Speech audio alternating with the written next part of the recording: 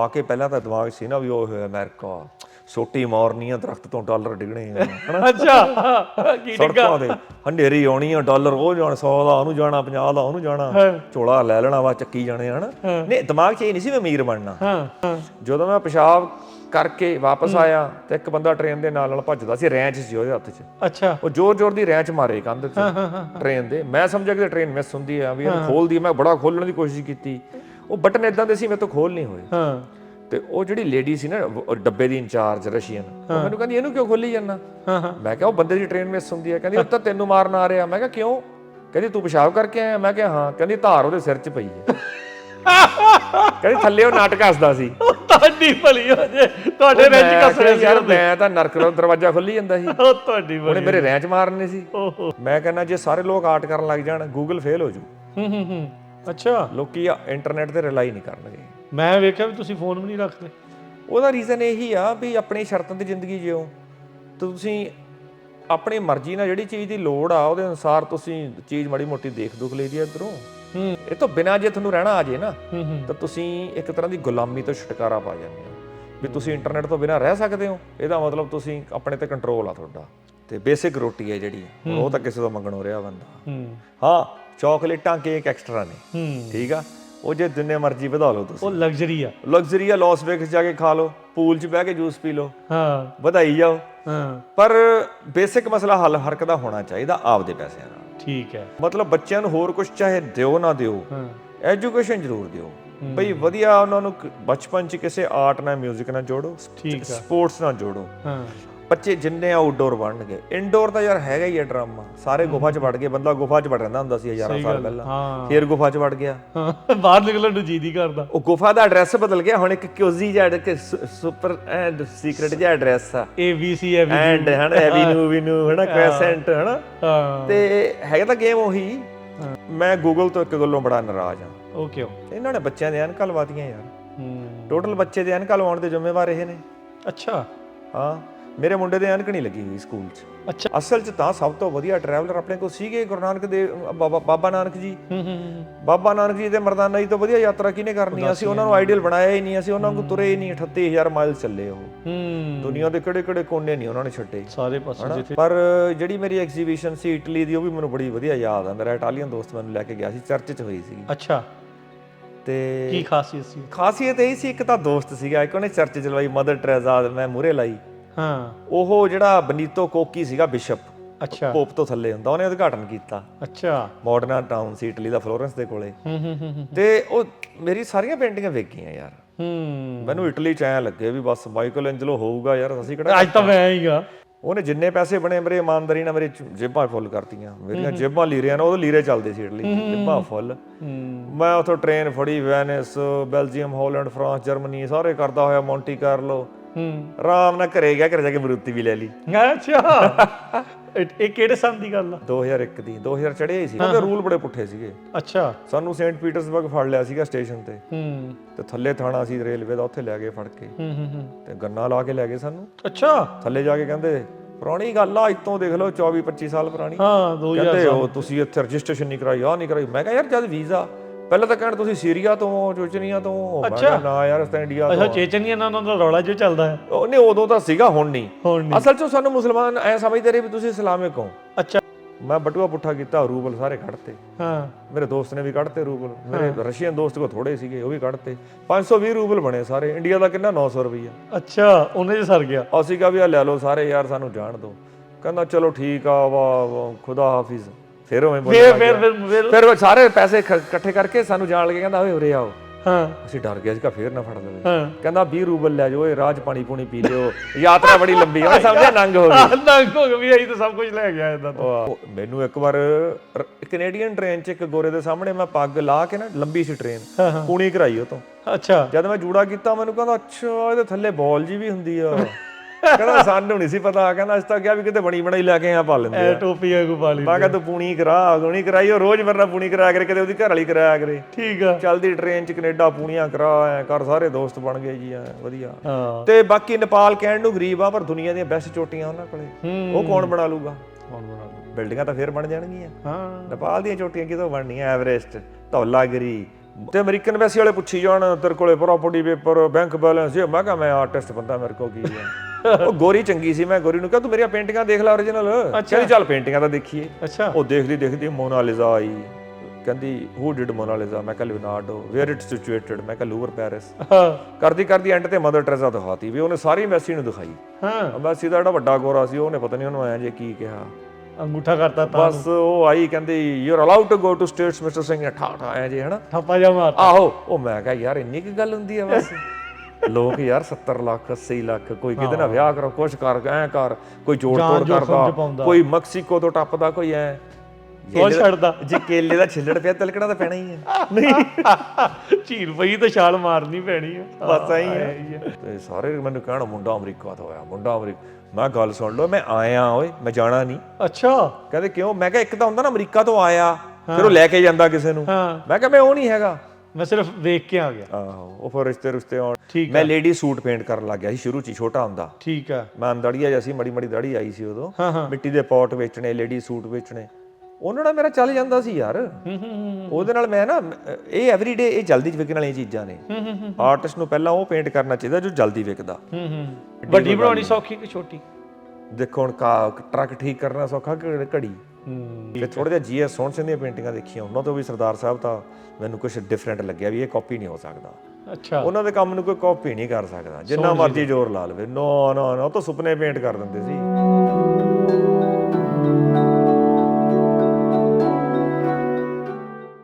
ਸਤਿ ਸ੍ਰੀ ਅਕਾਲ। Punjabi radio USA, Punjabi TV USA ਦੇ ਉੱਤੇ ਸਵਾਗਤ ਹੈ। ਮੈਂ ਰਾਜਕਰਨਵੀਰ ਸਿੰਘ।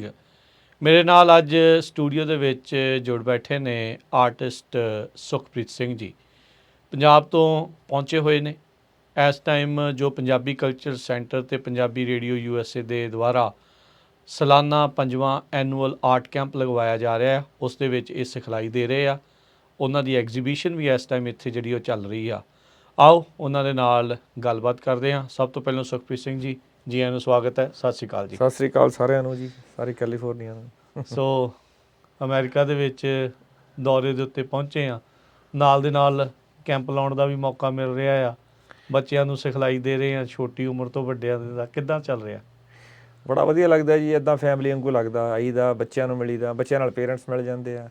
ਤੁਹਾਡੇ ਹੋਣ ਕਰਕੇ, ਤੁਹਾਡੇ ਰੇਡੀਓ ਕਰਕੇ ਸਾਨੂੰ ਬਹੁਤ ਸੌਖਾ ਲੱਗਦਾ ਹੀ ਨਹੀਂ ਪਰਾਈ ਜਗ੍ਹਾ ਬੈਠੇ ਆ। ਤੇ ਜਿਵੇਂ ਹੁਣ ਬੱਚਿਆਂ ਨੂੰ ਛੁੱਟੀਆਂ ਨੇ, ਸੋ ਚੰਗੀ ਗੱਲ ਆ ਬੱਚਿਆਂ ਨੂੰ ਆਪਾਂ ਮੋਬਾਈਲ ਤੋਂ, ਟੈਬਾਂ ਤੋਂ ਹਟਾ ਕੇ ਆਰਟ ਵੱਲ ਲਾਈਏ। ਬੱਚਿਆਂ 'ਚ ਪੇਸ਼ੈਂਸ ਵੱਧਦੀ ਆ। ਉਹਨਾਂ ਨੂੰ ਬੈਠਣ ਦਾ ਜਿਹੜਾ ਤਰੀਕਾ ਨਾ ਵੀ ਟਿਕ ਕੇ ਬਹਿਣ ਦਾ ਅੱਜ ਕੱਲ੍ਹ ਬਹੁਤ ਔਖਾ। ਬਸ ਤੁਸੀਂ ਆਰਟ ਨਾਲ 3-4 ਘੰਟੇ ਦੇਖੋ, ਸਵੇਰੇ 2-3 ਘੰਟੇ ਸ਼ਾਮ ਨੂੰ ਆਪਾਂ ਟਿਕਾ ਕੇ ਬਿਠਾ ਲਈਦਾ ਉਹਨਾਂ ਨੂੰ। ਪੇਸ਼ੈਂਸ ਵੱਧ ਜਾਂਦੀ ਆ, ਬੱਚਾ ਬਸ ਕਾਇੰਡ ਹੋਣਾ ਸ਼ੁਰੂ ਹੋ ਜਾਂਦਾ। ਤੁਹਾਡੀ ਵੀ ਪੇਸ਼ੈਂਸ ਵੱਧਦੀ ਆ? ਸਾਡੀ ਤਾਂ ਜੀ ਹੁਣ ਸ਼ੁਰੂ ਤੋਂ ਬਣੀ ਹੋਈ ਆ। ਸਾਨੂੰ ਤਾਂ ਜਿੰਨੇ ਚਿਰ ਮਰਜ਼ੀ ਜਿੱਥੇ ਮਰਜ਼ੀ ਬਿਠਾ ਲਓ। ਅੱਛਾ। ਸਾਨੂੰ ਤਾਂ ਇਕੱਲੇ ਦਰਖਤ ਥੱਲੇ ਤੁਸੀਂ ਬਿਠਾ ਦਿਓ, ਸ਼ਾਮ ਨੂੰ ਲੈ ਜਿਓ। ਆਪਾਂ ਨੂੰ ਕੁਛ ਮਹਿਸੂਸ ਨਹੀਂ ਹੋਣਾ, ਕੁਛ ਐ ਨਹੀਂ ਲੱਗਣਾ ਵੀ ਹਾਏ ਹਾਏ ਬੰਦਾ ਆਇਆ ਨਹੀਂ, ਤੜਫਣਾ ਲੱਗ ਗਈ, ਇੰਟਰਨੈਟ ਹੈ ਨਹੀਂ ਸੀ, ਆਹ ਨਹੀਂ ਸੀ। ਨਹੀਂ, ਮੌਜ ਆ ਬਸ। ਇਹੀ ਮੌਜ, ਇਹੀ ਕ੍ਰੀਏਟ ਕਰਨਾ ਔਖਾ। ਇਹ ਮਿਊਜ਼ਿਕ ਨਾਲ ਆਰਟ ਨਾਲ ਆ ਜਾਂਦਾ। ਅੱਛਾ, ਆ ਜਾਂਦਾ ਹੈ, ਇਹ ਕ੍ਰੀਏਟੀਵਿਟੀ ਨਾਲ ਆ ਜਾਂਦਾ। ਮੈਂ ਕਹਿੰਦਾ ਜੇ ਸਾਰੇ ਲੋਕ ਆਰਟ ਕਰਨ ਲੱਗ ਜਾਣ, ਗੂਗਲ ਫੇਲ ਹੋ ਜੂ। ਅੱਛਾ। ਲੋਕੀ ਇੰਟਰਨੈਟ ਤੇ ਰਿਲਾਈ ਨਹੀਂ ਕਰਨਗੇ। ਮੈਂ ਵੇਖਿਆ ਵੀ ਤੁਸੀਂ ਫੋਨ ਵੀ ਨਹੀਂ ਰੱਖਦੇ। ਉਹਦਾ ਰੀਜ਼ਨ ਇਹੀ ਆ ਵੀ ਆਪਣੀ ਸ਼ਰਤਾਂ ਤੇ ਜ਼ਿੰਦਗੀ ਜਿਓ।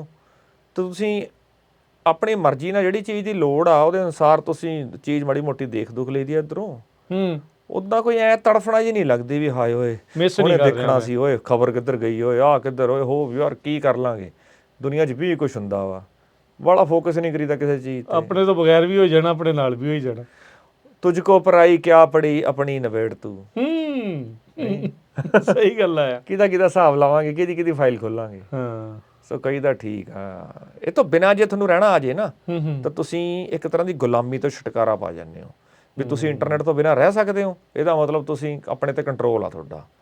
ਗੁਰਬਾਣੀ ਨਾਲ ਵੀ ਇਹ ਗੱਲਾਂ ਜੁੜਦੀਆਂ। ਮਨ ਤੂੰ ਜੋ ਸਰੂਪ ਹੈ ਆਪਣਾ ਮੂਲ ਪਛਾਣ, ਜਾਂ ਮਨ ਜੀਤੇ ਜਗਜੀਤ। ਇਹ ਸਾਰੀਆਂ ਗੱਲਾਂ ਆਪਾਂ ਨੂੰ ਸਮਝ ਆਉਂਦੀਆਂ ਇੱਦਾਂ ਛੋਟੀਆਂ ਗੱਲਾਂ ਤੋਂ, ਵੀ ਜਦੋਂ ਆਪਾਂ ਕੰਟਰੋਲ ਹੋ ਜਾਂਦਾ, ਜਿਹੜਾ ਆਪਣੇ ਸੈਲਫ ਕੰਟਰੋਲ, ਇਹ ਜ਼ਰੂਰੀ ਆ।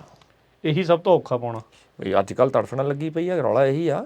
ਭੱਜਾ ਦੌੜੀ ਹੁਣੇ ਬਸ ਦੇਖੀ ਜਾਓ, ਬਸ ਹਰ ਚੀਜ਼ ਜਲਦੀ। ਰੀਲਾਂ ਦੇ ਜ਼ਮਾਨੇ 'ਚ ਰੀਲਾਂ ਤਾਂ ਬਦਲ ਗਈਆਂ ਜੀ। ਰੀਲਾਂ ਕਿਸੇ ਵੇਲੇ ਹੁੰਦੀਆਂ ਸੀ, ਜਾਈ ਬਾਜ਼ਾਰੋਂ ਰੀਲ ਲਿਆਈ, ਰੰਗ ਦੀ ਪੱਗ ਨੂੰ ਸਿਵਣ ਮਾਰਨੀ ਆ, ਕਰੇਲੇ ਤੇ ਧਾਗਾ ਪਾਉਣਾ। ਨਹੀਂ, ਫਿਰ ਰੀਲ ਹੁੰਦੀ ਸੀ ਬਈ ਯਾਰ ਮੇਰੀ ਰੀਲ ਫਸ ਗਈ ਕੈਸਟ, ਆਹੋ ਉਹਨੂੰ ਜੋੜਨਾ ਪੱਖਾ ਬੰਦ ਕਰਕੇ, ਉਹ ਵੀ ਰੀਲ ਸੀ। ਉਹ ਵੀ ਖਤਮ ਹੋ ਗਈਆਂ। ਫਿਰ ਪਤੰਗਾਂ ਵਾਲੀ ਰੀਲ ਸੀ, ਹਾਂ ਹਨਾ, ਲੱਗਦਾ ਚੰਗੀ ਜਿਹੀ ਰੀਲ ਲਿਆ, ਹਨਾ, ਰੀਲ ਸਿਰ ਪੇ ਲਾਉਣਾ। ਫਿਰ ਚੱਲਦੇ ਚੱਲਦੇ ਕੀ ਰਹਿ ਗਿਆ ਸੀ, ਇੱਕ ਹੋਰ ਰੀਲ ਹੁੰਦੀ ਸੀ, ਹਾਂ ਰੀਲ ਫਸ ਗਈ ਇਹਦੀ ਬੋਲਣ ਵਾਲੀ। ਫਿਰ ਕਹਿੰਦੇ ਹੁੰਦੇ ਸੀ ਤੂੰ ਯਾਰ ਮੂੰਹ 'ਚ ਰੀਲ ਹੀ ਪਾ ਲੈਣਾ, ਹਟਦਾ ਹੀ ਨਹੀਂ ਬੋਲਣੋਂ ਹੈ। ਸੋ ਰੀਲਾਂ ਰੂਲਾਂ ਚੱਲ ਹਟੀਆਂ ਜੀ, ਹੁਣ ਤਾਂ ਨਵੀਆਂ ਰੀਲਾਂ ਨੇ। ਇਹ ਲਾਈਫ ਇੰਜੋਏ ਕਰਦੇ ਆ ਆਰਟਿਸਟ ਦੀ, ਕਿੱਦਾਂ ਮਤਲਬ ਕਿੱਦਾਂ ਦੀ ਲਾਈਫ ਆ, ਕਿੱਦਾਂ ਇੰਜੋਏ ਕਰ ਰਹੇ ਹੋ? ਦੇਖੋ ਆਪਣੇ ਹੱਕ ਹਲਾਲ ਦੇ ਪੈਸੇ ਤਾਂ ਬੰਦੇ ਕੋਲ ਚਾਹੀਦੇ ਆ, ਤੇ ਬੇਸਿਕ ਰੋਟੀ ਹੈ ਜਿਹੜੀ, ਹੁਣ ਉਹ ਤਾਂ ਕਿਸੇ ਤੋਂ ਮੰਗਣੋਂ ਰਿਹਾ ਬੰਦਾ। ਹਾਂ ਚਾਕਲੇਟਾਂ ਕੇਕ ਐਕਸਟਰਾ ਨੇ, ਠੀਕ ਆ, ਉਹ ਜੇ ਜਿੰਨੇ ਮਰਜ਼ੀ ਵਧਾ ਲਓ ਤੁਸੀਂ, ਉਹ ਲਗਜ਼ਰੀ ਆ, ਲਗਜ਼ਰੀ ਆ। ਲਾਸ ਵੇਗਸ ਜਾ ਕੇ ਖਾ ਲਓ, ਪੂਲ 'ਚ ਬਹਿ ਕੇ ਜੂਸ ਪੀ ਲਓ, ਹਾਂ ਵਧਾਈ ਜਾਓ। ਪਰ ਬੇਸਿਕ ਮਸਲਾ ਹੱਲ ਹਰਕ ਦਾ ਹੋਣਾ ਚਾਹੀਦਾ ਆਪਦੇ ਪੈਸਿਆਂ ਨਾਲ। ਠੀਕ ਹੈ, ਜਦੋਂ ਉਹ ਹੱਲ ਹੋ ਗਿਆ, ਉਹ ਤੋਂ ਬਾਅਦ ਕੱਪੜਿਆਂ ਦੀ ਕਲੋਜ਼ਟ ਆ, ਜਿੰਨੀ ਮਰਜ਼ੀ ਵਧਾ ਲਓ, ਬ੍ਰਾਂਡਡ ਕੱਪੜੇ ਪਾ ਲਓ, ਤੁਹਾਡੀ ਫਿਗਰ ਦੇ ਅਨੁਸਾਰ ਕੱਪੜਾ ਜਚਣਾ ਤੇ ਤੁਹਾਡੇ ਚਿਹਰੇ ਦੀ ਖੁਸ਼ੀ ਨਾ ਜਚਣਾ, ਹਨਾ। ਮਹਿੰਗਾ ਕੱਪੜਾ ਵੀ ਨਹੀਂ ਜੱਜਦਾ, ਜੇ ਕਈ ਵਾਰੀ ਲੱਠਾ ਹੀ ਜਚੀ ਜਾਂਦਾ ਕਈਆਂ ਦੇ ਵੀ, 10 ਰੁਪਏ ਮੀਟਰ ਵਾਲਾ। ਤੇ ਉਹ ਤੋਂ ਬਾਅਦ ਤੁਸੀਂ ਆਪਣੇ ਬੱਚਿਆਂ ਨੂੰ ਜਿਹੜੀ ਐਜੂਕੇਸ਼ਨ ਦੇਣੀ ਆ ਉਹ ਬੜੀ ਜ਼ਰੂਰੀ ਆ। ਕਿੱਦਾਂ ਦੀ? ਮਤਲਬ ਬੱਚਿਆਂ ਨੂੰ ਹੋਰ ਕੁਝ ਚਾਹੇ ਦਿਓ ਨਾ ਦਿਓ, ਐਜੂਕੇਸ਼ਨ ਜ਼ਰੂਰ ਦਿਓ ਬਈ ਵਧੀਆ। ਉਹਨਾਂ ਨੂੰ ਬਚਪਨ 'ਚ ਕਿਸੇ ਆਰਟ ਨਾਲ, ਮਿਊਜ਼ਿਕ ਨਾਲ ਜੋੜੋ, ਸਪੋਰਟਸ ਨਾਲ ਜੋੜੋ, ਆਊਟਡੋਰ ਬਣਾਓ ਉਹਨਾਂ ਨੂੰ, ਉਹਨਾਂ ਨੂੰ ਟਰੈਵਲ ਕਰਾਓ ਪਹਿਲਾਂ ਤਾਂ ਬਹੁਤ। ਮੈਂ ਆਪਣੇ ਨਿਆਣਿਆਂ ਨੂੰ ਬਹੁਤ ਟਰੈਵਲ ਕਰਾਇਆ। ਠੀਕ ਆ, ਲਦਾਖ ਤੋਂ ਕੇਰਲਾ ਤੱਕ, ਠੀਕ ਆ, ਬਾਹਰਲੇ ਕੰਟਰੀ ਵੀ, ਹਿਚ ਹਾਈਕਿੰਗ ਨਾ, ਟੁੱਟੀਆਂ ਬੱਸਾਂ ਤੇ, ਟ੍ਰੇਨਾਂ ਤੇ। ਫਿਰ ਕਿਤੇ ਕਿਤੇ ਲੋੜ ਆ ਜਾਂਦੀ ਹੈ, ਜਹਾਜ਼ ਵੀ ਫੜਨਾ ਪੈ ਜਾਂਦਾ ਵਧੀਆ ਪੈਸਿਆਂ ਵਾਲਾ, ਕੋਈ ਪੁਆਇੰਟ ਹੀ ਇਹੋ ਜਿਹਾ ਹੁੰਦਾ। ਪਰ ਓਵਰਆਲ ਬੱਚੇ ਜਿੰਨੇ ਆਊਟਡੋਰ ਬਣਨਗੇ, ਇਨਡੋਰ ਤਾਂ ਯਾਰ ਹੈਗਾ ਹੀ ਹੈ ਡਰਾਮਾ। ਸਾਰੇ ਗੁਫਾ 'ਚ ਵੜ ਗਏ, ਬੰਦਾ ਗੁਫਾ 'ਚ ਵੜ ਰਹਿੰਦਾ ਹੁੰਦਾ ਸੀ 1000 ਸਾਲ ਪਹਿਲਾਂ, ਫਿਰ ਗੁਫਾ 'ਚ ਵੜ ਗਿਆ, ਬਾਹਰ ਨਿਕਲਣ ਨੂੰ ਜੀ ਨਹੀਂ ਕਰਦਾ। ਉਹ ਗੁਫਾ ਦਾ ਐਡਰੈਸ ਬਦਲ ਗਿਆ, ਹੁਣ ਇੱਕ ਕਿਊਜ਼ੀ ਜਿਹਾ ਸੁਪਰ ਐਂਡ ਸੀਕ੍ਰੇਟ ਜਿਹਾ ਐਡਰੈਸ ਆ, ABC ਐਂਡ ਹਨਾ, ਐਵੀਨਿਊ ਹਨਾ, ਕ੍ਰੈਸੈਂਟ ਹਨਾ, ਤੇ ਹੈਗਾ ਤਾਂ ਗੇਮ ਉਹੀ। ਤੇ ਮੇਰੇ ਹਿਸਾਬ ਨਾਲ ਵੀ ਮੈਂ ਗੂਗਲ ਤੋਂ ਇੱਕ ਗੱਲੋਂ ਬੜਾ ਨਾਰਾਜ਼ ਹਾਂ। ਉਹ ਕਿਉਂ? ਇਹਨਾਂ ਨੇ ਬੱਚਿਆਂ ਦੇ ਐਨਕਾਂ ਲਵਾਤੀਆਂ ਯਾਰ। ਟੋਟਲ ਬੱਚੇ ਦੇ ਐਨਕਾਂ ਲਵਾਉਣ ਦੇ ਜ਼ਿੰਮੇਵਾਰ ਇਹ ਨੇ। ਅੱਛਾ, ਹਾਂ, ਮੇਰੇ ਮੁੰਡੇ ਦੇ ਐਨਕ ਨਹੀਂ ਲੱਗੀ ਹੋਈ ਸਕੂਲ 'ਚ। ਅੱਛਾ ਜੀ। ਮੈਂ ਉਹਦੇ ਨਾਲ ਵਾਅਦਾ ਕੀਤਾ, ਮੈਂ ਕਿਹਾ ਯਾਰ ਜੇ ਤੂੰ 10ਵੀਂ ਤੱਕ ਐਨਕ ਨਾ ਲੱਗਣ ਦਿੱਤੀ, ਮੈਂ ਤੈਨੂੰ ਸਲੂਟ ਕਰਾਂ। ਅੱਛਾ, ਵਾਧੂ ਚੀਜ਼ਾਂ ਇੱਧਰ ਉੱਧਰ ਉਹਨੂੰ ਦੇਖਣ ਹੀ ਨਹੀਂ ਦੇਈਦੀਆਂ। ਘੋੜਾ ਘਾੜਾ ਚਲਾਉਂਦਾ ਅੱਜ ਕੱਲ੍ਹ ਉਹ। ਅੱਛਾ, ਤੇ ਬਾਕੀ ਫੁੱਟਬਾਲ ਦੀ ਟੀਮ 'ਚ ਆ, ਬੈਡਮਿੰਟਨ ਦਾ ਵੀ ਚੈਂਪੀਅਨ ਆ, ਸਕੇਟਿੰਗ ਵੀ ਆਉਂਦੀ ਆ, ਹੁਣ ਸਵਿਮਿੰਗ ਸਿਖਾਵਾਂਗੇ। ਆਊਟਡੋਰ ਵਿੱਚ ਪੂਰਾ ਆਊਟਡੋਰ ਮੈਂ ਰੱਖਿਆ ਉਹਨੂੰ ਬਹੁਤ। ਟਰੈਵਲ ਦਾ ਬੜਾ ਸ਼ੌਂਕ ਪੈ ਗਿਆ। ਤੁਹਾਨੂੰ ਵੀ ਬਹੁਤ ਸ਼ੌਂਕ ਹੈ ਟਰੈਵਲ ਦਾ? ਟਰੈਵਲ ਦਾ ਮੈਨੂੰ ਹੈਗਾ, ਪਰ ਮੈਂ ਘੁੰਮਦਾ ਸਿੱਕਿਆਂ 'ਚ, ਮੈਂ ਏਦਾਂ ਪੈਸਾ ਨਹੀਂ ਝਾੜਦਾ। ਅੱਛਾ, ਇਹ ਕੀ ਵਿਦ ਆ? ਇਹਦਾ ਯਾਰ ਵਿਦ ਆ ਜਾਂਦੀ ਹੈ ਤੁਹਾਨੂੰ, ਕਿ ਤੁਸੀਂ ਟ੍ਰੇਨ ਤੇ ਗਏ, ਜਹਾਜ਼ ਤੇ ਵਾਪਸ ਆ ਗਏ, ਤੁਸੀਂ ਹਿਚ ਹਾਈਕਿੰਗ ਨਾਲ ਲਦਾਖ ਚਲੇ ਗਏ ਤੁਸੀਂ। ਅਸਲ 'ਚ ਪਤਾ ਕੀ ਆ, ਜਿਹੜਾ ਲਗਜ਼ਰੀ ਟਰੈਵਲ ਆ ਉਹ ਟਰੈਵਲ ਨਹੀਂ ਹੁੰਦਾ ਹੈਗਾ। ਅੱਛਾ, ਉਹਨੂੰ ਤਾਂ ਐਵੇਂ ਕਹੀਏ ਵੀ ਸ਼ੋਸ਼ੇਬਾਜ਼ੀ ਹਵਾ ਆ, ਤਾਂ ਉਹ ਤੋਤੋਂ ਆ। ਹਾਂ, ਅਸਲੀ ਟਰੈਵਲ ਆ ਵੀ ਜਿੱਦਾਂ ਆਮ ਲੋਕ ਕਰਦੇ ਆ, ਜਿੱਦਾਂ ਬੈਕਪੈਕ ਪਾ ਕੇ, ਬੈਕਪੈਕਿੰਗ ਜਿਹਨੂੰ ਕਹਿੰਦੇ ਆ। ਅਸਲ 'ਚ ਤਾਂ ਸਭ ਤੋਂ ਵਧੀਆ ਟਰੈਵਲਰ ਆਪਣੇ ਕੋਲ ਸੀਗੇ ਗੁਰੂ ਨਾਨਕ ਦੇਵ, ਬਾਬਾ ਨਾਨਕ ਜੀ। ਬਾਬਾ ਨਾਨਕ ਜੀ ਤੇ ਮਰਦਾਨਾ ਜੀ ਤੋਂ ਵਧੀਆ ਯਾਤਰਾ ਕਿਹਨੇ ਕਰਨੀ ਆ? ਅਸੀਂ ਉਹਨਾਂ ਨੂੰ ਆਈਡੀਅਲ ਬਣਾਇਆ ਹੀ ਨਹੀਂ, ਅਸੀਂ ਉਹਨਾਂ ਨੂੰ ਤੁਰੇ ਹੀ ਨਹੀਂ। 38000 ਮਾਈਲ ਚੱਲੇ ਉਹ, ਦੁਨੀਆ ਦੇ ਕਿਹੜੇ ਕਿਹੜੇ ਕੋਨੇ ਨਹੀਂ ਉਹਨਾਂ ਨੇ ਛੱਡੇ, ਸਾਰੇ ਪਾਸੇ ਜਿੱਥੇ ਜਿੱਥੇ ਜਾ ਸਕਦੇ। ਫੈਮਿਲੀ ਵੀ ਚਲਾਈ, ਬੱਚੇ ਵੀ ਸੀਗੇ, ਗ੍ਰਸਤੀ ਵੀ ਸੀ, ਆ ਕੇ ਖੇਤੀ ਵੀ ਕੀਤੀ। ਜਿਹੜੀ ਗੱਲ ਕਹੀ ਉਹ ਆਪ ਵੀ ਕੀਤੀ, ਕਿਰਤ ਕਰੋ। ਇਹ ਨਹੀਂ 19 ਸਾਲ ਖੇਤੀ ਕਰਨੀ, ਪਰ ਉਹੀ ਲੰਗਰ ਉਹਦਾ ਚਲਾਇਆ। ਐ ਨਹੀਂ ਵੀ ਲੋਕਾਂ ਤੋਂ ਮੰਗੀ ਗਏ ਇੱਧਰੋਂ ਉੱਧਰੋਂ, ਨਹੀਂ। ਮੇਰਾ ਕਹਿਣ ਦਾ ਮਤਲਬ ਸੀ ਵੀ ਟਰੈਵਲ ਦੀ ਦੁਨੀਆ ਦਿਮਾਗ ਖੋਲਦੀ ਆ, ਨਵੀਆਂ ਚੀਜ਼ਾਂ ਦਾ ਪਤਾ ਲੱਗਦਾ। ਹਾਂ, ਤੇ ਨਿਆਣੇ ਕੀ ਤੁਹਾਡੀ ਫੇਵਰਟ, ਤੁਹਾਡੀ ਟਰੈਵਲ ਦੀ ਕੋਈ ਇਨਸੀਡੈਂਟ ਜਾਂ ਕੋਈ ਤੁਹਾਡੀ ਯਾਦ? ਇਨਸੀਡੈਂਟ ਟਰੈਕਿੰਗ ਦੇ ਵੱਖਰੇ ਆ, ਜਦੋਂ ਪਹਾੜ ਚੜ੍ਹਦੇ ਆ, ਦੇਸ਼ਾਂ ਦੇ ਵੱਖਰੇ ਆ। ਆਰਟ ਦੀ ਲਾਈਫ 'ਚ ਜਿਹੜਾ ਟਰੈਵਲ ਹੁੰਦਾ ਡਿਫਰੈਂਟ। ਪਹਿਲਾਂ ਆਰਟ ਦਾ ਦੱਸੋ। ਆਰਟ 'ਚ ਇੱਦਾਂ ਹੈ ਜੀ ਬਈ, ਐਗਜ਼ੀਬਿਸ਼ਨਾਂ ਕਾਫੀ ਦੇਸ਼ਾਂ 'ਚ ਕੀਤੀਆਂ। ਹੁਣ ਤੱਕ ਕਿੰਨੀ ਇੱਕ ਦੇਸ਼ਾਂ ਤੱਕ? ਮੈਂ ਉੱਦਾਂ ਤਾਂ 34-35 ਕੰਟਰੀ ਕਰ ਲਏ, ਕਈ 5-5 ਵਾਰ ਵੀ ਹੋ ਗਏ। ਪਰ ਜਿਹੜੀ ਮੇਰੀ ਐਗਜ਼ੀਬਿਸ਼ਨ ਸੀ ਇਟਲੀ ਦੀ, ਉਹ ਵੀ ਮੈਨੂੰ ਬੜੀ ਵਧੀਆ ਯਾਦ ਆ। ਮੇਰਾ ਇਟਾਲੀਅਨ ਦੋਸਤ ਮੈਨੂੰ ਲੈ ਕੇ ਗਿਆ ਸੀ, ਚਰਚ 'ਚ ਹੋਈ ਸੀਗੀ। ਅੱਛਾ, ਤੇ ਕੀ ਖਾਸੀਅਤ ਸੀ? ਖਾਸੀਅਤ ਇਹ ਸੀ, ਇੱਕ ਤਾਂ ਦੋਸਤ ਸੀਗਾ, ਇੱਕ ਉਹਨੇ ਚਰਚ 'ਚ ਲਵਾਈ ਮਦਰ ਟਰੇਜ਼ਾ, ਮੈਂ ਮੂਹਰੇ ਲਾਈ। ਹਾਂ, ਉਹ ਜਿਹੜਾ ਬਨੀਤੋ ਕੋਕੀ ਸੀਗਾ ਬਿਸ਼ਪ, ਅੱਛਾ, ਪੋਪ ਤੋਂ ਥੱਲੇ ਹੁੰਦਾ, ਉਹਨੇ ਉਦਘਾਟਨ ਕੀਤਾ। ਅੱਛਾ, ਮਾਡਰਨਾ ਟਾਊਨ ਸੀ ਇਟਲੀ ਦਾ, ਫਲੋਰੈਂਸ ਦੇ ਕੋਲੇ। ਤੇ ਉਹ ਮੇਰੀ ਸਾਰੀਆਂ ਪੇਂਟਿੰਗਾਂ ਵੇਖ ਗਈਆਂ ਯਾਰ। ਮੈਨੂੰ ਇਟਲੀ 'ਚ ਐਂ ਲੱਗੇ ਵੀ ਬਸ ਮਾਈਕਲ ਐਂਜਲੋ ਹੋਊਗਾ ਯਾਰ, ਅਸੀਂ ਕਿਹੜਾ, ਅੱਜ ਤਾਂ ਮੈਂ ਹੀਗਾ। ਉਹ ਮੇਰਾ ਦੋਸਤ ਇੰਨਾ ਇਮਾਨਦਾਰ ਸੀਗਾ, ਇਟਾਲੀਅਨ, ਰਿਕਾਰਡੋ ਬਿੰਨੀ, ਹੁਣ ਤਾਂ ਰਿਹਾ ਨਹੀਂ ਯਾਰ। ਉਹ ਮੇਰੇ ਫਾਦਰ ਦੀ ਏਜ ਦਾ ਸੀ, ਡਿਜ਼ਾਈਨਰ ਸੀ, ਲੁਧਿਆਣੇ ਡਿਜ਼ਾਈਨਿੰਗ ਕਰਦਾ ਸੀ ਸਵੈਟਰਾਂ ਦੀ। ਉਹਨੇ ਜਿੰਨੇ ਪੈਸੇ ਬਣੇ ਮੇਰੇ ਇਮਾਨਦਾਰੀ ਨਾਲ ਮੇਰੀ ਜੇਬਾਂ ਫੁੱਲ ਕਰਤੀਆਂ, ਮੇਰੀਆਂ ਜੇਬਾਂ ਲੀਰਿਆਂ ਨਾਲ, ਉਦੋਂ ਲੀਰੇ ਚੱਲਦੇ ਸੀ ਇਟਲੀ, ਜੇਬਾਂ ਫੁੱਲ। ਮੈਂ ਉੱਥੋਂ ਟ੍ਰੇਨ ਫੜੀ, Venice, Belgium, Holland, France, Germany ਸਾਰੇ ਕਰਦਾ ਹੋਇਆ, ਮੌਂਟੀ ਕਾਰਲੋ, ਆਰਾਮ ਨਾਲ ਘਰੇ ਗਿਆ, ਘਰੇ ਜਾ ਕੇ ਮਰੂਤੀ ਵੀ ਲੈ ਲਈ। ਅੱਛਾ, ਇਹ ਕਿਹੜੇ ਸਾਲ ਦੀ ਗੱਲ ਆ? 2001 ਦੀ, 2000 ਚੜਿਆ ਹੀ ਸੀ ਉਹਦਾ ਜਿਹੜਾ ਨਿਊ। ਹਾਂਜੀ ਹਾਂਜੀ ਉਦੋਂ ਹਾਂਜੀ। ਉਹ ਤੋਂ ਪਹਿਲਾਂ ਮੈਂ, ਉਸ ਤੋਂ ਬਾਅਦ ਫਿਰ ਮੈਂ ਰਸ਼ੀਆ ਐਗਜ਼ੀਬਿਸ਼ਨ ਕੀਤੀ। ਠੀਕ ਆ। ਉਹ ਮੇਰੀਆਂ ਪੇਂਟਿੰਗਾਂ ਦਿੱਲੀ 에ਅਰਪੋਰਟ ਤੋਂ ਬਾਅਦ ਗੁੰਮ ਗਈਆਂ ਸੀ ਜੀ, ਓਰੀਜਨਲ ਸੀਗੀਆਂ 18-19। ਅੱਛਾ, ਅਜੇ ਤੱਕ ਨਹੀਂ ਪਤਾ ਮੈਨੂੰ ਕਦੇ ਨਹੀਂ ਮਿਲੀਆਂ ਜੀ। ਉਹ ਕਿਹੜੀਆਂ ਸੀ? ਸਟਰੀਟ ਲਾਈਫ ਦੀਆਂ ਸੀ, ਇੰਡੀਆ ਦੀ ਸਟਰੀਟ ਲਾਈਫ। ਅੱਛਾ, ਮਿਹਨਤਕਸ਼ ਲੋਕ ਜਿਹੜੇ, ਹਾਂ, ਉਹ ਪੇਂਟ ਕੀਤੇ ਸੀ ਮੈਂ ਬਸ। ਫਿਰ ਅਸੀਂ ਛੋਟੀਆਂ ਐਗਜ਼ੀਬਿਸ਼ਨਾਂ ਨਾਲ, ਉਹਦਾ ਪੇਂਟਿੰਗਾਂ ਨਾਲ ਰਸ਼ੀਆ 'ਚ ਐਗਜ਼ੀਬਿਸ਼ਨ ਮੈਂ ਤੇ ਮੇਰੇ ਦੋਸਤ ਨੇ ਕੀਤੀ। ਰਸ਼ੀਆ ਘੁੰਮੇ, ਸੇਂਟ ਪੀਟਰਸਬਰਗ ਗਏ, ਇੱਧਰ ਉੱਧਰ ਬਸ। ਤੇ ਉਹ ਰਸ਼ੀਆ ਘੁੰਮਦੇ ਹੋਏ ਸੀ ਕਿ ਵੀਜ਼ਾ ਤਾਂ ਸਾਰੇ ਰਸ਼ੀਆ ਦਾ ਸੀ, ਪਰ ਫਿਰ ਵੀ ਕਿਤੇ ਨਾ ਕਿਤੇ ਨਾ ਉਹ ਤੁਹਾਨੂੰ ਫੜ ਲੈਂਦੇ ਸੀ ਵੀ ਤੁਸੀਂ ਇੱਥੇ ਕਿਵੇਂ ਆ ਗਏ, ਕਿੱਥੋਂ ਆਏ ਹੋ। 3 ਦਿਨ ਤੋਂ ਵੱਧ ਰਿਪੋਰਟ ਕਰਨੀ ਪੈਂਦੀ, ਆਹ ਪੁੱਠੇ ਜਿਹੇ ਰੂਲ ਪੁਰਾਣੇ। ਅੱਛਾ। ਤੇ ਬੜਾ ਹਰਾਸ ਕਰਦੇ ਸੀ ਕਿਤੇ, ਪਰ ਰਸ਼ੀਅਨ ਲੋਕ ਚੰਗੇ ਨੇ ਵੈਸੇ, ਆਮ ਪਿੰਡਾਂ ਦੇ ਅਥਾਰਟੀ ਵਾਲੇ ਇਦਾਂ ਕਰਦੇ। ਉਹ ਉਹਨਾਂ ਨੂੰ ਸਮਝ ਨਹੀਂ ਆਉਂਦੀ ਹਜੇ ਵੀ ਨਾ, ਮਤਲਬ ਉਦੋਂ ਵੀ ਬਾਕੀ ਦੀ ਦੁਨੀਆ ਨਾਲ ਇੱਕ ਨਹੀਂ ਸੀਗੇ ਉਹ। ਵੀ ਆਪਾਂ ਹੋਰ ਕੰਟਰੀਆਂ 'ਚ ਫ੍ਰੀਲੀ ਘੁੰਮ ਲੈਂਦੇ ਹਾਂ, ਉਹਨਾਂ ਦੇ ਰੂਲ ਬੜੇ ਪੁੱਠੇ ਸੀਗੇ। ਅੱਛਾ। ਸਾਨੂੰ ਸੇਂਟ ਪੀਟਰਸਬਰਗ ਫੜ ਲਿਆ ਸੀਗਾ ਸਟੇਸ਼ਨ ਤੇ ਥੱਲੇ ਥਾਣਾ ਸੀ ਰੇਲਵੇ ਦਾ, ਉੱਥੇ ਲੈ ਗਏ ਫੜ ਕੇ ਤੇ ਗੰਨਾ ਲਾ ਕੇ ਲੈ ਗਏ ਸਾਨੂੰ। ਅੱਛਾ। ਥੱਲੇ ਜਾ ਕੇ ਕਹਿੰਦੇ ਪੁਰਾਣੀ ਗੱਲ ਆ, ਇੱਥੋਂ ਦੇਖ ਲਓ 24-25 ਸਾਲ ਪੁਰਾਣੀ। ਹਾਂ, 2000 ਕਹਿੰਦੇ ਉਹ ਤੁਸੀਂ ਇੱਥੇ ਰਜਿਸਟ੍ਰੇਸ਼ਨ ਨਹੀਂ ਕਰਾਈ, ਆਹ ਨਹੀਂ ਕਰਾਈ। ਮੈਂ ਕਿਹਾ ਯਾਰ ਜਦ ਵੀਜ਼ਾ ਪਹਿਲਾਂ ਤਾਂ ਕਹਿਣ ਤੁਸੀਂ ਸੀਰੀਆ ਤੋਂ, ਚੋਚਨੀਆ ਤੋਂ। ਅੱਛਾ। ਨਾ ਯਾਰ ਅਸੀਂ ਤਾਂ ਇੰਡੀਆ ਤੋਂ। ਅੱਛਾ, ਚੇਚਨੀਆ ਨਾਲ ਦਾ ਰੌਲਾ ਜੋ ਚੱਲਦਾ ਹੈ। ਉਹਨੇ ਉਦੋਂ ਤਾਂ ਸੀਗਾ, ਹੁਣ ਨਹੀਂ। ਅਸਲ 'ਚ ਸਾਨੂੰ ਮੁਸਲਮਾਨ ਐ ਸਮਝਦੇ ਰਹੇ ਵੀ ਤੁਸੀਂ ਇਸਲਾਮਿਕ ਹੋ। ਅੱਛਾ, ਵੀ ਦਾੜੀ ਹੈ ਤੁਹਾਡੀ। ਵਾਲੇਕੁਮ ਅਸਲਾਮ ਇਦਾਂ ਕਹਿੰਦੇ ਰਹੇ, ਹੋਰ ਕਹਿੰਦੇ ਰਹੇ। ਤੇ ਮੈਂ ਕਿਹਾ ਅਸੀਂ ਇੰਡੀਆ ਤੋਂ ਆਏ ਆ। ਕਹਿੰਦਾ ਤੁਸੀਂ ਪੱਗਾਂ ਬੰਨੀਆਂ ਇਦਾਂ ਇੰਡੀਅਨ ਇਦਾਂ ਦੇ ਨਹੀਂ ਹੁੰਦੇ।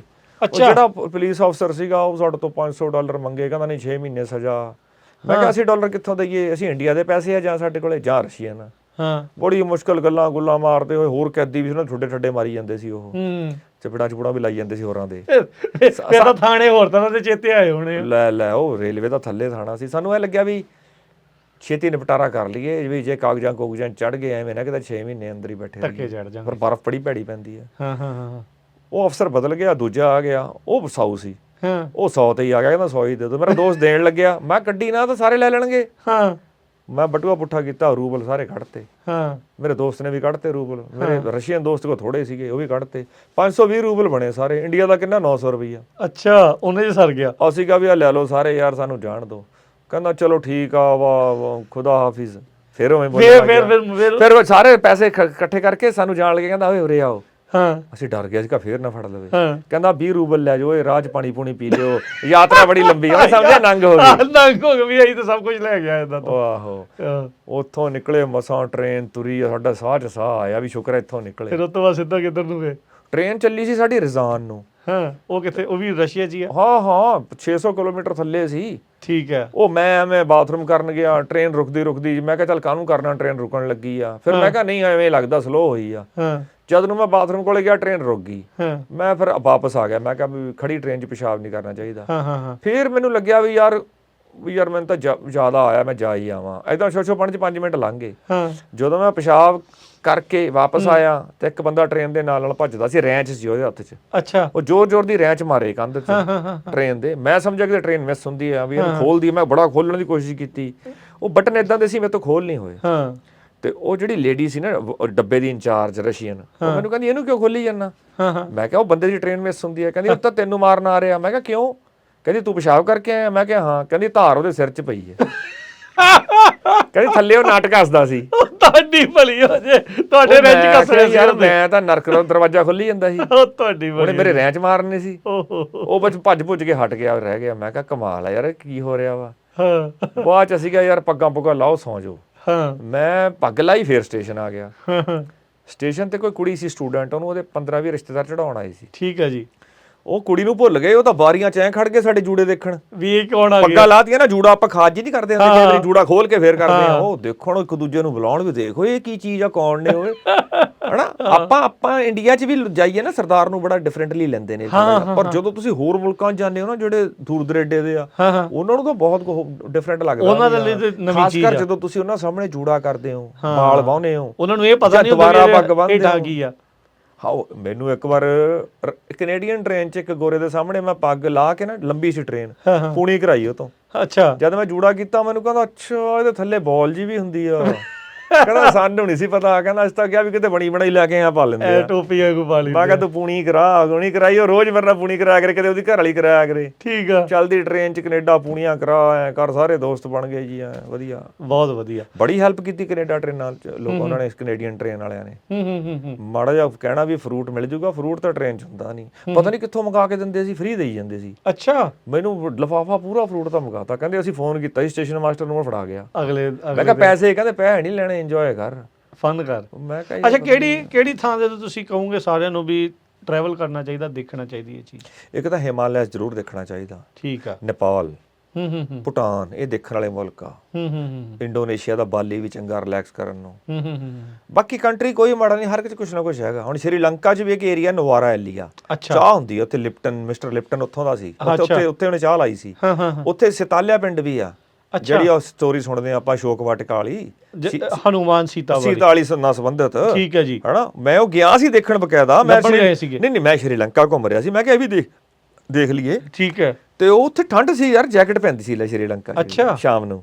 ਹਾਂ, ਚਾਹ ਦੇ ਬਗਾਨ ਬੜੇ ਸੋਹਣੇ, ਆਨੰਦ ਲਿਆ। ਹੁਣ ਸ਼੍ਰੀਲੰਕਾ ਨੇ ਕੋਈ ਕੀ ਕਹੂਗਾ, ਇਹ ਜੀ ਤਾਂ ਨਹੀਂ ਗੱਲ, ਸੋਨੇ ਕੀ ਲੰਕਾ ਹੋਈ ਹੈ ਕਿਸੇ ਵੇਲੇ, ਸ਼੍ਰੀ ਲਾਉਂਦੇ ਆ ਮੂਹਰੇ ਉਹ ਸ਼੍ਰੀਲੰਕਾ। ਕੱਲਾ ਹੀ ਮੁਲਕ ਆ ਮੈਨੂੰ ਲੱਗਦਾ ਜਿਹੜਾ ਲਾਉਂਦਾ ਸ਼੍ਰੀ, ਹੋਰ ਕੋਈ ਲਾਉਂਦਾ ਹੀ ਨਹੀਂ। ਏਸ਼ੀਅੰਟ ਤਾਂ ਅਸਲੀ ਉਹ ਹੋਏ ਨਹੀਂ। ਸਹੀ ਗੱਲ ਆ, ਠੀਕ ਹੈ ਨਾ। ਤੇ ਬਾਕੀ ਨੇਪਾਲ ਕਹਿਣ ਨੂੰ ਗਰੀਬ ਆ, ਪਰ ਦੁਨੀਆ ਦੀਆਂ ਬੈਸਟ ਚੋਟੀਆਂ ਉਹਨਾਂ ਕੋਲੇ, ਉਹ ਕੌਣ ਬਣਾ ਲੂਗਾ? ਬਿਲਡਿੰਗਾਂ ਤਾਂ ਫੇਰ ਬਣ ਜਾਣਗੀਆਂ। ਨੇਪਾਲ ਦੀਆਂ ਚੋਟੀਆਂ ਕਿਤੋਂ ਬਣਨੀਆਂ? ਐਵਰੈਸਟ, ਧੌਲਾਗਿਰੀ, ਫਿਸ਼ਟੇਲ, K2 ਤਾਂ ਪਾਕਿਸਤਾਨ, K2 ਤਾਂ ਪਾਕਿਸਤਾਨ ਇੰਡੀਆ ਇਕੱਠੇ ਆ। ਅੰਨਾਪੂਰਨਾ ਦੀ ਰੇਂਜ ਇੱਕ ਪੂਰੀ। ਨੇਪਾਲ ਦਾ ਇੱਕ ਕੋਨਾ ਵੱਖਰਾ ਹੀ ਅੰਨਾਪੂਰਨਾ ਦਾ। ਅੰਨਾਪੂਰਨਾ ਦੀ 7 ਚੋਟੀਆਂ, ਧੌਲਾਗਿਰੀ, ਫਿਸ਼ਟੇਲ ਵੀ ਉੱਥੇ ਹੀ ਆ। ਫਿਸ਼ਟੇਲ ਨਾ ਐ ਉੱਤੇ ਜਾ ਕੇ ਐ ਖੁੱਲ ਜਾਂਦਾ, 2 ਟੇਲ ਬਣ ਜਾਂਦੀਆਂ। ਅੱਛਾ। ਉਹਨੂੰ ਤਾਂ ਫਿਸ਼ਟੇਲ ਕਹਿੰਦੇ, 2 ਚੋਟੀਆਂ ਪਾਟ ਜਾਂਦੀਆਂ ਹਵਾ 'ਚ, ਜਿੱਦਾਂ ਮੱਛੀ ਜਦੋਂ ਥੱਲੇ ਨੂੰ ਜਾਂਦੀ ਆ। ਹਾਂ, ਉਹ ਤੋਂ ਐ, ਉਹ ਸਕੇਲੇਬਲ ਨਹੀਂ ਹੈਗਾ, ਉਹ ਤੇ ਚੜਿਆ ਕੋਈ ਨਹੀਂ। ਐਵਰੈਸਟ ਦਾ ਤਾਂ ਰੌਲਾ ਜ਼ਿਆਦਾ। ਉੱਥੇ ਤਾਂ ਹੁਣ ਬੰਦੇ ਕਿੰਨੇ ਮਰਦੇ, ਕਿੰਨੇ ਤਾਂ ਉੱਥੇ ਲੋਕ ਜਿਹੜੇ ਉਹ ਜਾ ਰਹੇ ਆ, ਉਹਦਾ ਟੂਰਿਸਟ ਪਲੇਸ ਬਣ ਗਿਆ। 2000-3000 ਬੰਦੇ ਐਵਰੈਸਟ ਤੇ ਚੜ ਚੁੱਕੇ ਆ। ਹੁਣ ਤਾਂ ਕੋਈ ਵੀ ਇਕਵਿਪਮੈਂਟ ਏਦਾਂ ਦੇ ਆ ਗਏ ਵੀ ਹਿੰਮਤ ਕਰਕੇ ਚੜਾ ਦਿੰਦੇ ਆ ਕੰਪਨੀਆਂ ਵਾਲੇ। ਦੂਜੀ ਗੱਲ, ਰਸਤੇ 'ਚ ਲਾਸ਼ਾਂ ਲੂਸ਼ਾਂ ਮਿਲਦੀਆਂ, ਕਾਫੀ ਲੋਕੀ ਜਿਹੜੇ ਮਰੇ ਮੁਰੇ ਹੋਏ ਨੇ। ਚਲੋ ਖੈਰ, ਉਹ ਤਾਂ ਮਤਲਬ ਡਿਫਰੈਂਟ ਗੇਮ ਆ। ਅਸੀਂ ਤਾਂ ਪਹਾੜ ਜਿਹੜੇ ਚੜੀਦੇ ਆ 20000 ਫੁੱਟ ਤੋਂ ਘੱਟ ਵਾਲੇ ਚੜੀਦੇ ਆ। ਠੀਕ ਆ। 18-19 ਤੱਕ ਮੈਂ ਗਿਆ, ਜਿਹੜੀ ਪਿੰਨ ਪਾਰਵਤੀ ਪਾਸ ਆ। ਇਹ ਖੀਰ ਇੱਥੋਂ ਗਰਮੀਆਂ 'ਚ ਜਾਂਦੇ ਹਾਂ, ਇਹ ਮਨੀਕਰਨ ਖੀਰ ਗੰਗਾ ਹੁੰਦੇ ਹੋਏ ਨਾ, ਉਹ ਸਨੋ ਲੈਪਰਡ ਦੀ ਜਿਹੜੀ ਹੈਗੀ ਹੈ ਮੁੱਧ ਵੈਲੀ, ਉੱਥੇ ਨਿਕਲ ਜਾਂਦਾ ਸਪੀਤੀ 'ਚ। ਅੱਛਾ। ਏਦਾਂ ਲਦਾਖ ਨੂੰ ਜਾਣਾ, ਤੁਰ ਕੇ ਜਾਓ ਹਿਚ ਹਾਈਕਿੰਗ ਨਾਲ, ਸਲੋ ਕਰਕੇ, ਬਹੁਤ ਨਜ਼ਾਰਾ ਆਉਂਦਾ। ਕਿੰਨੇ ਦਿਨ ਲੱਗੇ? ਲੱਗ ਜਾਂਦਾ ਜੀ 7-8 ਦਿਨ 'ਚ ਬੰਦਾ ਪਹੁੰਚ ਜਾਂਦਾ। ਵਹੀਕਲ ਬਹੁਤ ਜਾਂਦੇ ਆ, ਕੋਈ ਨਾ ਕੋਈ ਬਿਠਾ ਲੈਂਦਾ, ਕੋਈ ਨਾ ਕੋਈ ਜਾਏ ਤੁਰੇ। ਰਸਤੇ ਢਾਬੇ ਬਹੁਤ ਆਉਂਦੇ ਆ, ਸੋਈ ਜਾਓ ਉਹਨਾਂ 'ਚ, ਉਹ ਕਹਿੰਦੇ ਰੋਟੀ ਖਾ ਲਓ, ਸੌਂ ਜਾਓ ਫ੍ਰੀ। ਕੋਈ ਏਡੀ ਗੱਲ ਨਹੀਂ, ਕੋਈ ਵੱਡੀ ਗੱਲ ਨਹੀਂ ਆ। ਸੋ ਟਰੈਵਲਿੰਗ ਦੇ ਨਾਲ ਐਜ਼ ਏ ਆਰਟਿਸਟ ਤੁਹਾਨੂੰ ਕਿਹੜੀਆਂ ਚੀਜ਼ਾਂ ਦੇਖ ਕੇ ਇੰਸਪੀਰੇਸ਼ਨ ਮਿਲਦੀ ਹੈ? ਇੰਸਪਾਇਰੇਸ਼ਨ ਜਦੋਂ ਥੱਕ ਜਾਂਦੇ ਹੋ, ਤੁਹਾਨੂੰ ਪਹਾੜਾਂ ਤੋਂ ਮਿਲਦੀ ਆ, ਸਮੁੰਦਰ ਤੋਂ ਮਿਲਦੀ ਆ, ਸੋਹਣੇ ਜੰਗਲਾਂ 'ਚ ਫਿਰੋ ਉੱਥੋਂ ਮਿਲਦੀ ਆ। ਕੁਛ ਟਾਈਮ ਤੁਹਾਨੂੰ ਹੁੰਦਾ ਵੀ ਯਾਰ ਹੁਣ ਸਾਰਾ ਕੁਝ ਛੱਡ ਕੇ ਆਪਦਾ ਨੇਚਰ ਨਾਲ ਇੱਕ ਮਿਕ ਹੋਈਏ, ਹਨਾ। ਓਕੇ। ਤੁਰੀਏ, ਥੱਕੀਏ, ਕਿਤੇ ਕੈਂਪ ਲਾਈਏ, ਕੈਂਪ ਫਾਇਰ ਦਾ ਬਹੁਤ ਨਜ਼ਾਰਾ, ਹਨਾ। ਤੇ ਉਹ ਤੋਂ ਬਾਅਦ ਫਿਰ ਜਦੋਂ ਕੋਈ ਸੀਰੀਅਸ ਵਰਕ ਆਉਂਦਾ ਆਪਣਾ ਆਰਟ ਦਾ, ਉਹਨੂੰ ਢੋਕ ਕੇ ਕਰੀਦਾ ਐਨ ਪੂਰਾ ਡੈਪਥ 'ਚ। ਸੀਰੀਅਸ ਕਸਟਮਰ, ਪ੍ਰਮਾਤਮਾ ਦੀ ਦਿਆਨ ਆ, ਆਪਾਂ ਨੂੰ ਸੋਹਣੇ ਦੇਵਤਿਆਂ ਵਰਗੇ NRI ਮਿਲ ਜਾਂਦੇ ਨੇ। ਆਪਾਂ ਉਹਨਾਂ ਦਾ ਕੰਮ ਦਿਲ ਲਾ ਕੇ ਕਰੀਦਾ, ਜਿੰਨਾ ਸਿੱਖਿਆ ਉਹਨਾਂ ਲਾਈਦਾ। ਮਾਸਟਰਪੀਸ ਆ, ਪੈਸੇ ਵੀ ਸੋਹਣੇ ਦਿੰਦੇ ਆ। ਠੀਕ ਹੈ ਨਾ। ਤੇ ਉਹਦੇ ਨਾਲ ਆਪਣਾ ਗੁਜ਼ਾਰਾ ਹੋ ਜਾਂਦਾ, ਕਿਉਂਕਿ ਆਪਣੀਆਂ ਲੋੜਾਂ ਵੀ ਬੇਸਿਕ ਹੀ ਰੱਖੀਆਂ ਹੋਈਆਂ। ਆਪਾਂ ਲੋੜਾਂ ਵੀ ਇਦਾਂ ਦੀਆਂ ਰੱਖੀਆਂ ਵੀ ਜਿਹੜੀਆਂ ਇਹ ਨਾ ਹੋਵੇ ਵੀ ਝੁੱਗਾ ਚੌੜ ਕਰਾ ਲਈਏ, ਵੀ ਚਾਦਰ ਦੇਖ ਕੇ ਪੈਰ ਪਸਾਰ ਕੇ ਉਹਦੇ ਹਿਸਾਬ ਨਾਲ ਚੱਲੀਏ। ਉਹਦੇ ਹਿਸਾਬ ਚੱਲਣਾ ਚਾਹੀਦਾ। ਤੇ ਬਾਕੀ ਇਹ ਆ ਵੀ 96 ਤੋਂ ਮੈਂ ਵੈਸਟਰਨ ਕੰਟਰੀਆਂ 'ਚ ਗੇੜੇ ਦਿੰਦਾ। ਅੱਛਾ। ਉਹ ਫਿਰ ਹਿਸਾਬ ਜਿਹਾ ਬੰਦੇ ਨੂੰ ਆ ਜਾਂਦਾ। ਪਹਿਲੀ ਵਾਰੀ ਕਿਹੜੇ ਮੁਲਕ ਗਏ? ਮੈਂ ਸਭ ਤੋਂ ਪਹਿਲਾਂ ਜਹਾਜ਼ ਫੜਿਆ ਜੀ 1996 'ਚ, ਸਿੱਧਾ ਹੀ ਲਾਸ ਐਂਜਲਸ ਆਏ ਸੀ, ਅਮਰੀਕਾ। ਕਹਾਣੀ ਦੱਸੋ ਕੀ ਹੈ? ਕਹਾਣੀ ਕੀ, ਬਸ ਵੀਜ਼ੇ ਦੀ ਟਰਾਈ ਕਰਦੇ ਹੁੰਦੇ ਸੀ ਦਿੱਲੀ ਜਾ ਕੇ, ਉਹਨਾਂ ਨੇ ਨਾ ਕਰ ਦੇਣੀ। ਅੱਛਾ। ਨਾ ਤਾਂ ਕਰਨੀ ਹੋਈ ਆ। ਹਾਂ। ਨਾ ਤਾਂ ਲੋਕਾਂ ਨੂੰ ਰਿਸ਼ਤਿਆਂ ਤੋਂ ਹੋ ਜਾਂਦੀ ਹੈ 25-25 ਇਹਦਾ ਵੀਜ਼ਾ, ਜਿਹੜਾ ਸੁਣਨ ਵਾਲੇ ਦੇਖਣਾ ਤਾਂ ਕਈਆਂ ਨੂੰ ਹੋਈ ਹੋਣੀ ਆ। ਕਈਆਂ ਨੂੰ ਹੋਈ ਹੋਣੀ ਆ। ਲੈ ਵੀਜ਼ੇ ਚੰਗੇ ਪਰਿਵਾਰ ਨਾ ਕਰ ਜਾਂਦੇ। ਉਹ ਦਿੱਲੀ ਜਾਣਾ, ਘਰਦਿਆਂ ਨੇ ਕਹਿਣਾ ਗਿਆ ਦਿੱਲੀ, ਨਾ ਨੂੰ ਕਰਾ ਕੇ ਫੇਰ ਆ ਜਾਊਗਾ। ਚੱਲ ਇੰਗਲੈਂਡ ਦੀ ਨਾ, ਚੱਲ ਡੈਨਮਾਰਕ ਦੀ ਨਾ, ਆਸਟ੍ਰੇਲੀਆ ਦੀ ਨਾ, ਚੱਲ ਅਮਰੀਕਾ ਦੀ ਨਾ, ਏਦਾਂ। ਕਿੰਨੀ ਕੁ ਉਮਰ ਸੀ ਉਦੋਂ? ਮੇਰੀ 23-24 ਸਾਲ ਉਮਰ ਸੀ। ਏਦਾਂ ਹੀ ਕਿਤੇ ਅਮਰੀਕਾ ਦੀ ਮੈਸੇਜ, ਬਸ ਗੱਲਾਂ ਚੱਲਦੀਆਂ ਸੀ ਉਹਨਾਂ ਨਾਲ। ਨਹੀਂ, ਇਹ ਜਾਣ ਦੀ ਇੱਛਾ ਕਿੱਦਾਂ ਆਈ? ਇੱਛਾ ਆਈ ਸੀ ਵੀ ਯਾਰ ਚੱਲੀਏ ਹੁਣ, 20-22 ਸਾਲ ਘਰੇ ਕੱਟ ਲਏ, 23 ਸਾਲ। ਅੱਛਾ। ਬੰਦਾ ਕਹਿੰਦਾ 23 ਸਾਲ ਕੱਟ ਲਏ ਯਾਰ ਆਪਣੇ ਸ਼ਹਿਰ 'ਚ, ਇੱਥੇ ਜੰਮੇ ਆ, ਚਲੋ ਚੱਲੀਏ ਕਿਤੇ। ਹੁਣ ਅਗਲੇ 23 ਸਾਲ ਕਿਤੇ ਹੋਰ ਕੱਟ ਲਈਏ।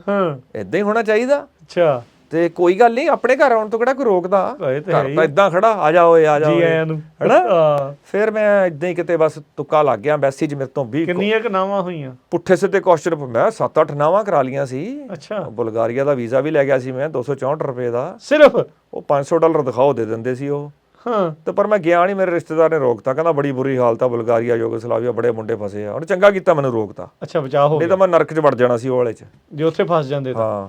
ਤੇ ਅਮਰੀਕਨ ਐਮਬੈਸੀ ਵਾਲੇ ਪੁੱਛੀ ਜਾਣ, ਤੇਰੇ ਕੋਲੇ ਪ੍ਰਾਪਰਟੀ ਪੇਪਰ, ਬੈਂਕ ਬੈਲੈਂਸ, ਮੈਂ ਕਿਹਾ ਮੈਂ ਆਰਟਿਸਟ ਬੰਦਾ, ਮੇਰੇ ਕੋਲ ਕੀ ਆ। ਉਹ ਗੋਰੀ ਚੰਗੀ ਸੀ, ਮੈਂ ਗੋਰੀ ਨੂੰ ਕਿਹਾ ਤੂੰ ਮੇਰੀਆਂ ਪੇਂਟਿੰਗਾਂ ਦੇਖ ਲੈ ਓਰੀਜਨਲ, ਕਹਿੰਦੀ ਚੱਲ ਪੇਂਟਿੰਗਾਂ ਤਾਂ ਦੇਖੀਏ। ਅੱਛਾ। ਉਹ ਦੇਖਦੀ ਦੇਖਦੀ ਮੋਨਾਲਿਜ਼ਾ ਆਈ, ਕਹਿੰਦੀ ਹੂ ਡਿਡ ਮੋਨਾਲਿਜ਼ਾ, ਮੈਂ ਕਿਹਾ ਲਿਓਨਾਰਡੋ, ਵੇਅਰ ਇਟ ਸਿਚੁਏਟਡ, ਮੈਂ ਕਿਹਾ ਲੂਵਰ ਪੈਰਿਸ।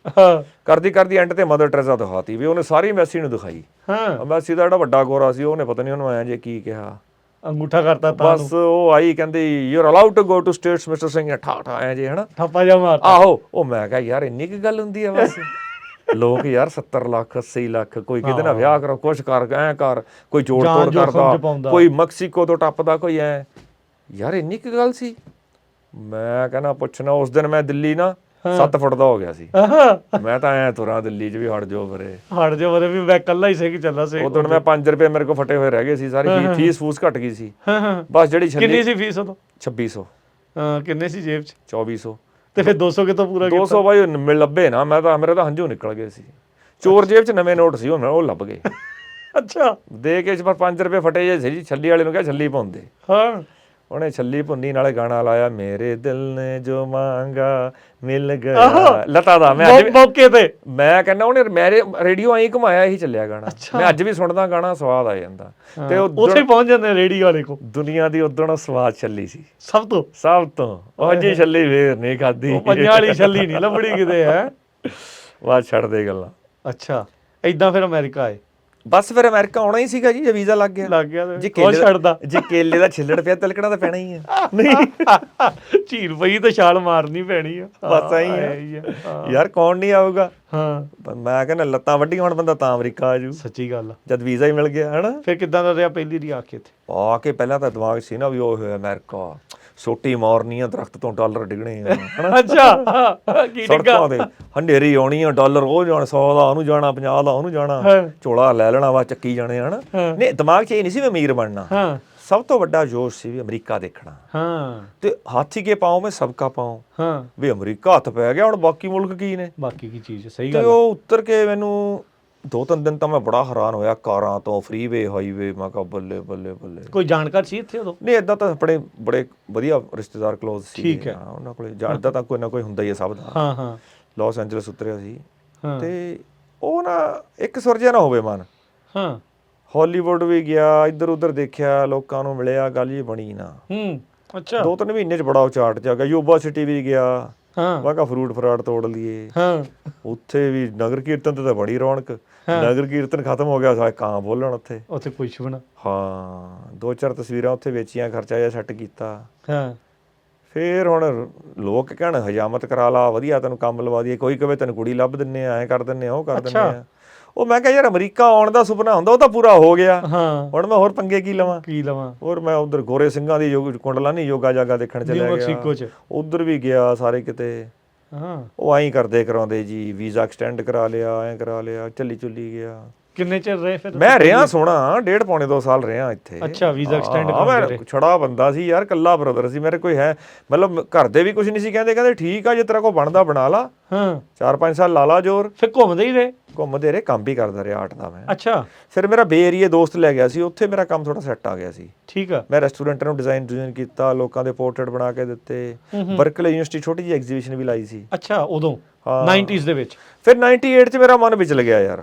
ਉਹ ਮੈਂ ਕਿਹਾ ਯਾਰ ਕੀ ਹੁਣ ਇੱਥੇ ਟੱਕਰਾਈਆਂ ਮਾਰੀ ਇਹਨਾਂ, ਦਫਾ ਕਰ, ਚੱਲੀਏ ਯਾਰ ਘਰੇ। ਅੱਛਾ, ਪਸੰਦ ਨਹੀਂ ਆਇਆ ਫਿਰ ਅਮਰੀਕਾ? ਮਨੋਂ ਲੈ ਗਿਆ? ਉਹੀ ਲੈ ਗਿਆ। ਆਰਟਿਸਟਾਂ ਦਾ ਮਨ ਇਹੋ ਜਿਹਾ ਹੀ ਹੁੰਦਾ, ਕਦੋਂ ਵੀ ਬਦਲ ਜਾਂਦਾ। ਮੈਂ ਜਨਵਰੀ 98 ਮੈਂ ਚੱਲੀਏ ਯਾਰ, ਚੁੱਪ ਕਰਕੇ ਜਹਾਜ਼ ਫੜਿਆ। ਮੇਰੇ ਦੋਸਤ ਕਹਿੰਦੇ ਉਹ ਰਹਿਣ ਦੇ ਅਮਰੀਕਾ ਛੱਡਣ ਲੱਗਿਆ, ਓਏ ਏਦਾਂ ਹੋਣ ਲੱਗ ਗਈ ਉਹਨਾਂ ਨੂੰ। ਉਹ ਮੈਂ ਕਿਹਾ ਯਾਰ ਮੈਂ ਆਪਦੇ ਘਰੇ ਚੱਲਿਆ। ਉਹ ਕਹਿੰਦੇ ਤੈਨੂੰ ਨਹੀਂ ਪਤਾ, ਇੱਥੇ ਫੇਰ ਨਹੀਂ ਆ ਹੋਣਾ, ਉਹ ਇੱਥੇ ਰੋਜ਼ ਕਿਹੜਾ ਆਉਂਦਾ, ਇੱਥੇ ਤਾਂ ਇਹਦਾ ਕੋਲਗੇਟ ਦੀ ਟਿਊਬ ਆ, ਨਿਕਲ ਗਈ, ਇਹ ਵਾਪਸ ਨਹੀਂ ਪੈਣੀ। ਬੜੇ ਡਾਇਲੌਗ ਮਾਰੇ ਹੋਏ, ਹਨਾ। ਉਹ ਵੀ ਉਹਨਾਂ ਦੀਆਂ ਗੱਲਾਂ ਸਹੀ ਸੀ, ਪਰ ਮੇਰੀਆਂ ਗੱਲਾਂ ਮੇਰੇ ਵੱਲੋਂ ਸਹੀ ਸੀ। ਤੁਸੀਂ ਆਪਣੇ ਪੱਖ ਤੋਂ? ਮੈਂ ਕਿਹਾ ਯਾਰ ਐਡੀ ਗੱਲ ਨਹੀਂ, 2600 ਰੁਪਏ ਚ ਅੱਗੇ ਵੀ ਆਏ ਆ। ਤੇ ਮੈਂ ਚੜ ਗਿਆ ਬਾਈ ਘਰ ਨੂੰ। ਹਾਂ। ਤੇ ਸਾਰੇ ਮੈਨੂੰ ਕਹਿਣ ਮੁੰਡਾ ਅਮਰੀਕਾ ਤੋਂ ਆਇਆ, ਮੁੰਡਾ ਅਮਰੀਕਾ। ਮੈਂ ਗੱਲ ਸੁਣ ਲਓ, ਮੈਂ ਆਇਆ ਓਏ, ਮੈਂ ਜਾਣਾ ਨਹੀਂ। ਅੱਛਾ। ਕਹਿੰਦੇ ਕਿਉਂ? ਮੈਂ ਕਿਹਾ ਇੱਕ ਤਾਂ ਹੁੰਦਾ ਨਾ ਅਮਰੀਕਾ ਤੋਂ ਆਇਆ, ਫਿਰ ਉਹ ਲੈ ਕੇ ਜਾਂਦਾ ਕਿਸੇ ਨੂੰ।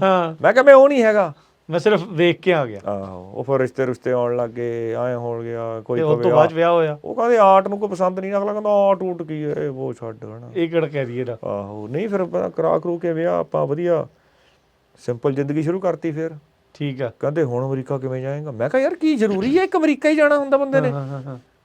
ਦੁਨੀਆ ਦੇ ਹੋਰ ਕੰਟਰੀ ਵੀ ਨੇ। ਠੀਕ ਆ। ਫਿਰ ਦੂਜੀ ਗੱਲ, ਲੈ ਤੂੰ ਉੱਥੋਂ ਆ ਗਿਆ। ਉਹ ਮੈਂ ਕਿਹਾ ਉਹ ਬਰਫ਼ ਦੀ ਸੇਲ ਅਮਰੀਕਾ ਵੀ ਦਿਨੋਂ ਦਿਨ ਖੁਰੀ ਜਾਂਦੀ ਹੈ, ਮੇਰੇ ਜਾਂਦੇ ਨੂੰ ਖਤਮ ਹੋ ਜਾਊਗੀ।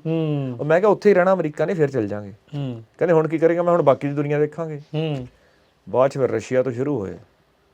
ਉਦੋਂ ਤੱਕ ਤੁਹਾਡਾ ਆਰਟਿਸਟ ਦਾ ਕੰਮ ਨਹੀਂ ਮੇਰਾ ਠੀਕ ਸੀ। ਉਹ ਮੈਨੂੰ ਬਾਹਰੋਂ ਬੂਰੋਂ ਕੰਮ ਆ ਕਿਹੜੇ ਸਾਲ ਤੋਂ ਕਿੰਨੀ ਉਮਰ ਸੀਗੀ ਜਦੋਂ ਆਰਟਿਸਟ ਤੁਸੀਂ ਵੀ ਕਰੀਅਰ ਇਸੇ ਨੂੰ ਬਣਾਉਣਾ? ਮੈਂ 85 ਤੋਂ ਪੇਂਟਿੰਗਾਂ 84 ਤੋਂ ਵੇਚਦਾ ਆ ਰਿਹਾ।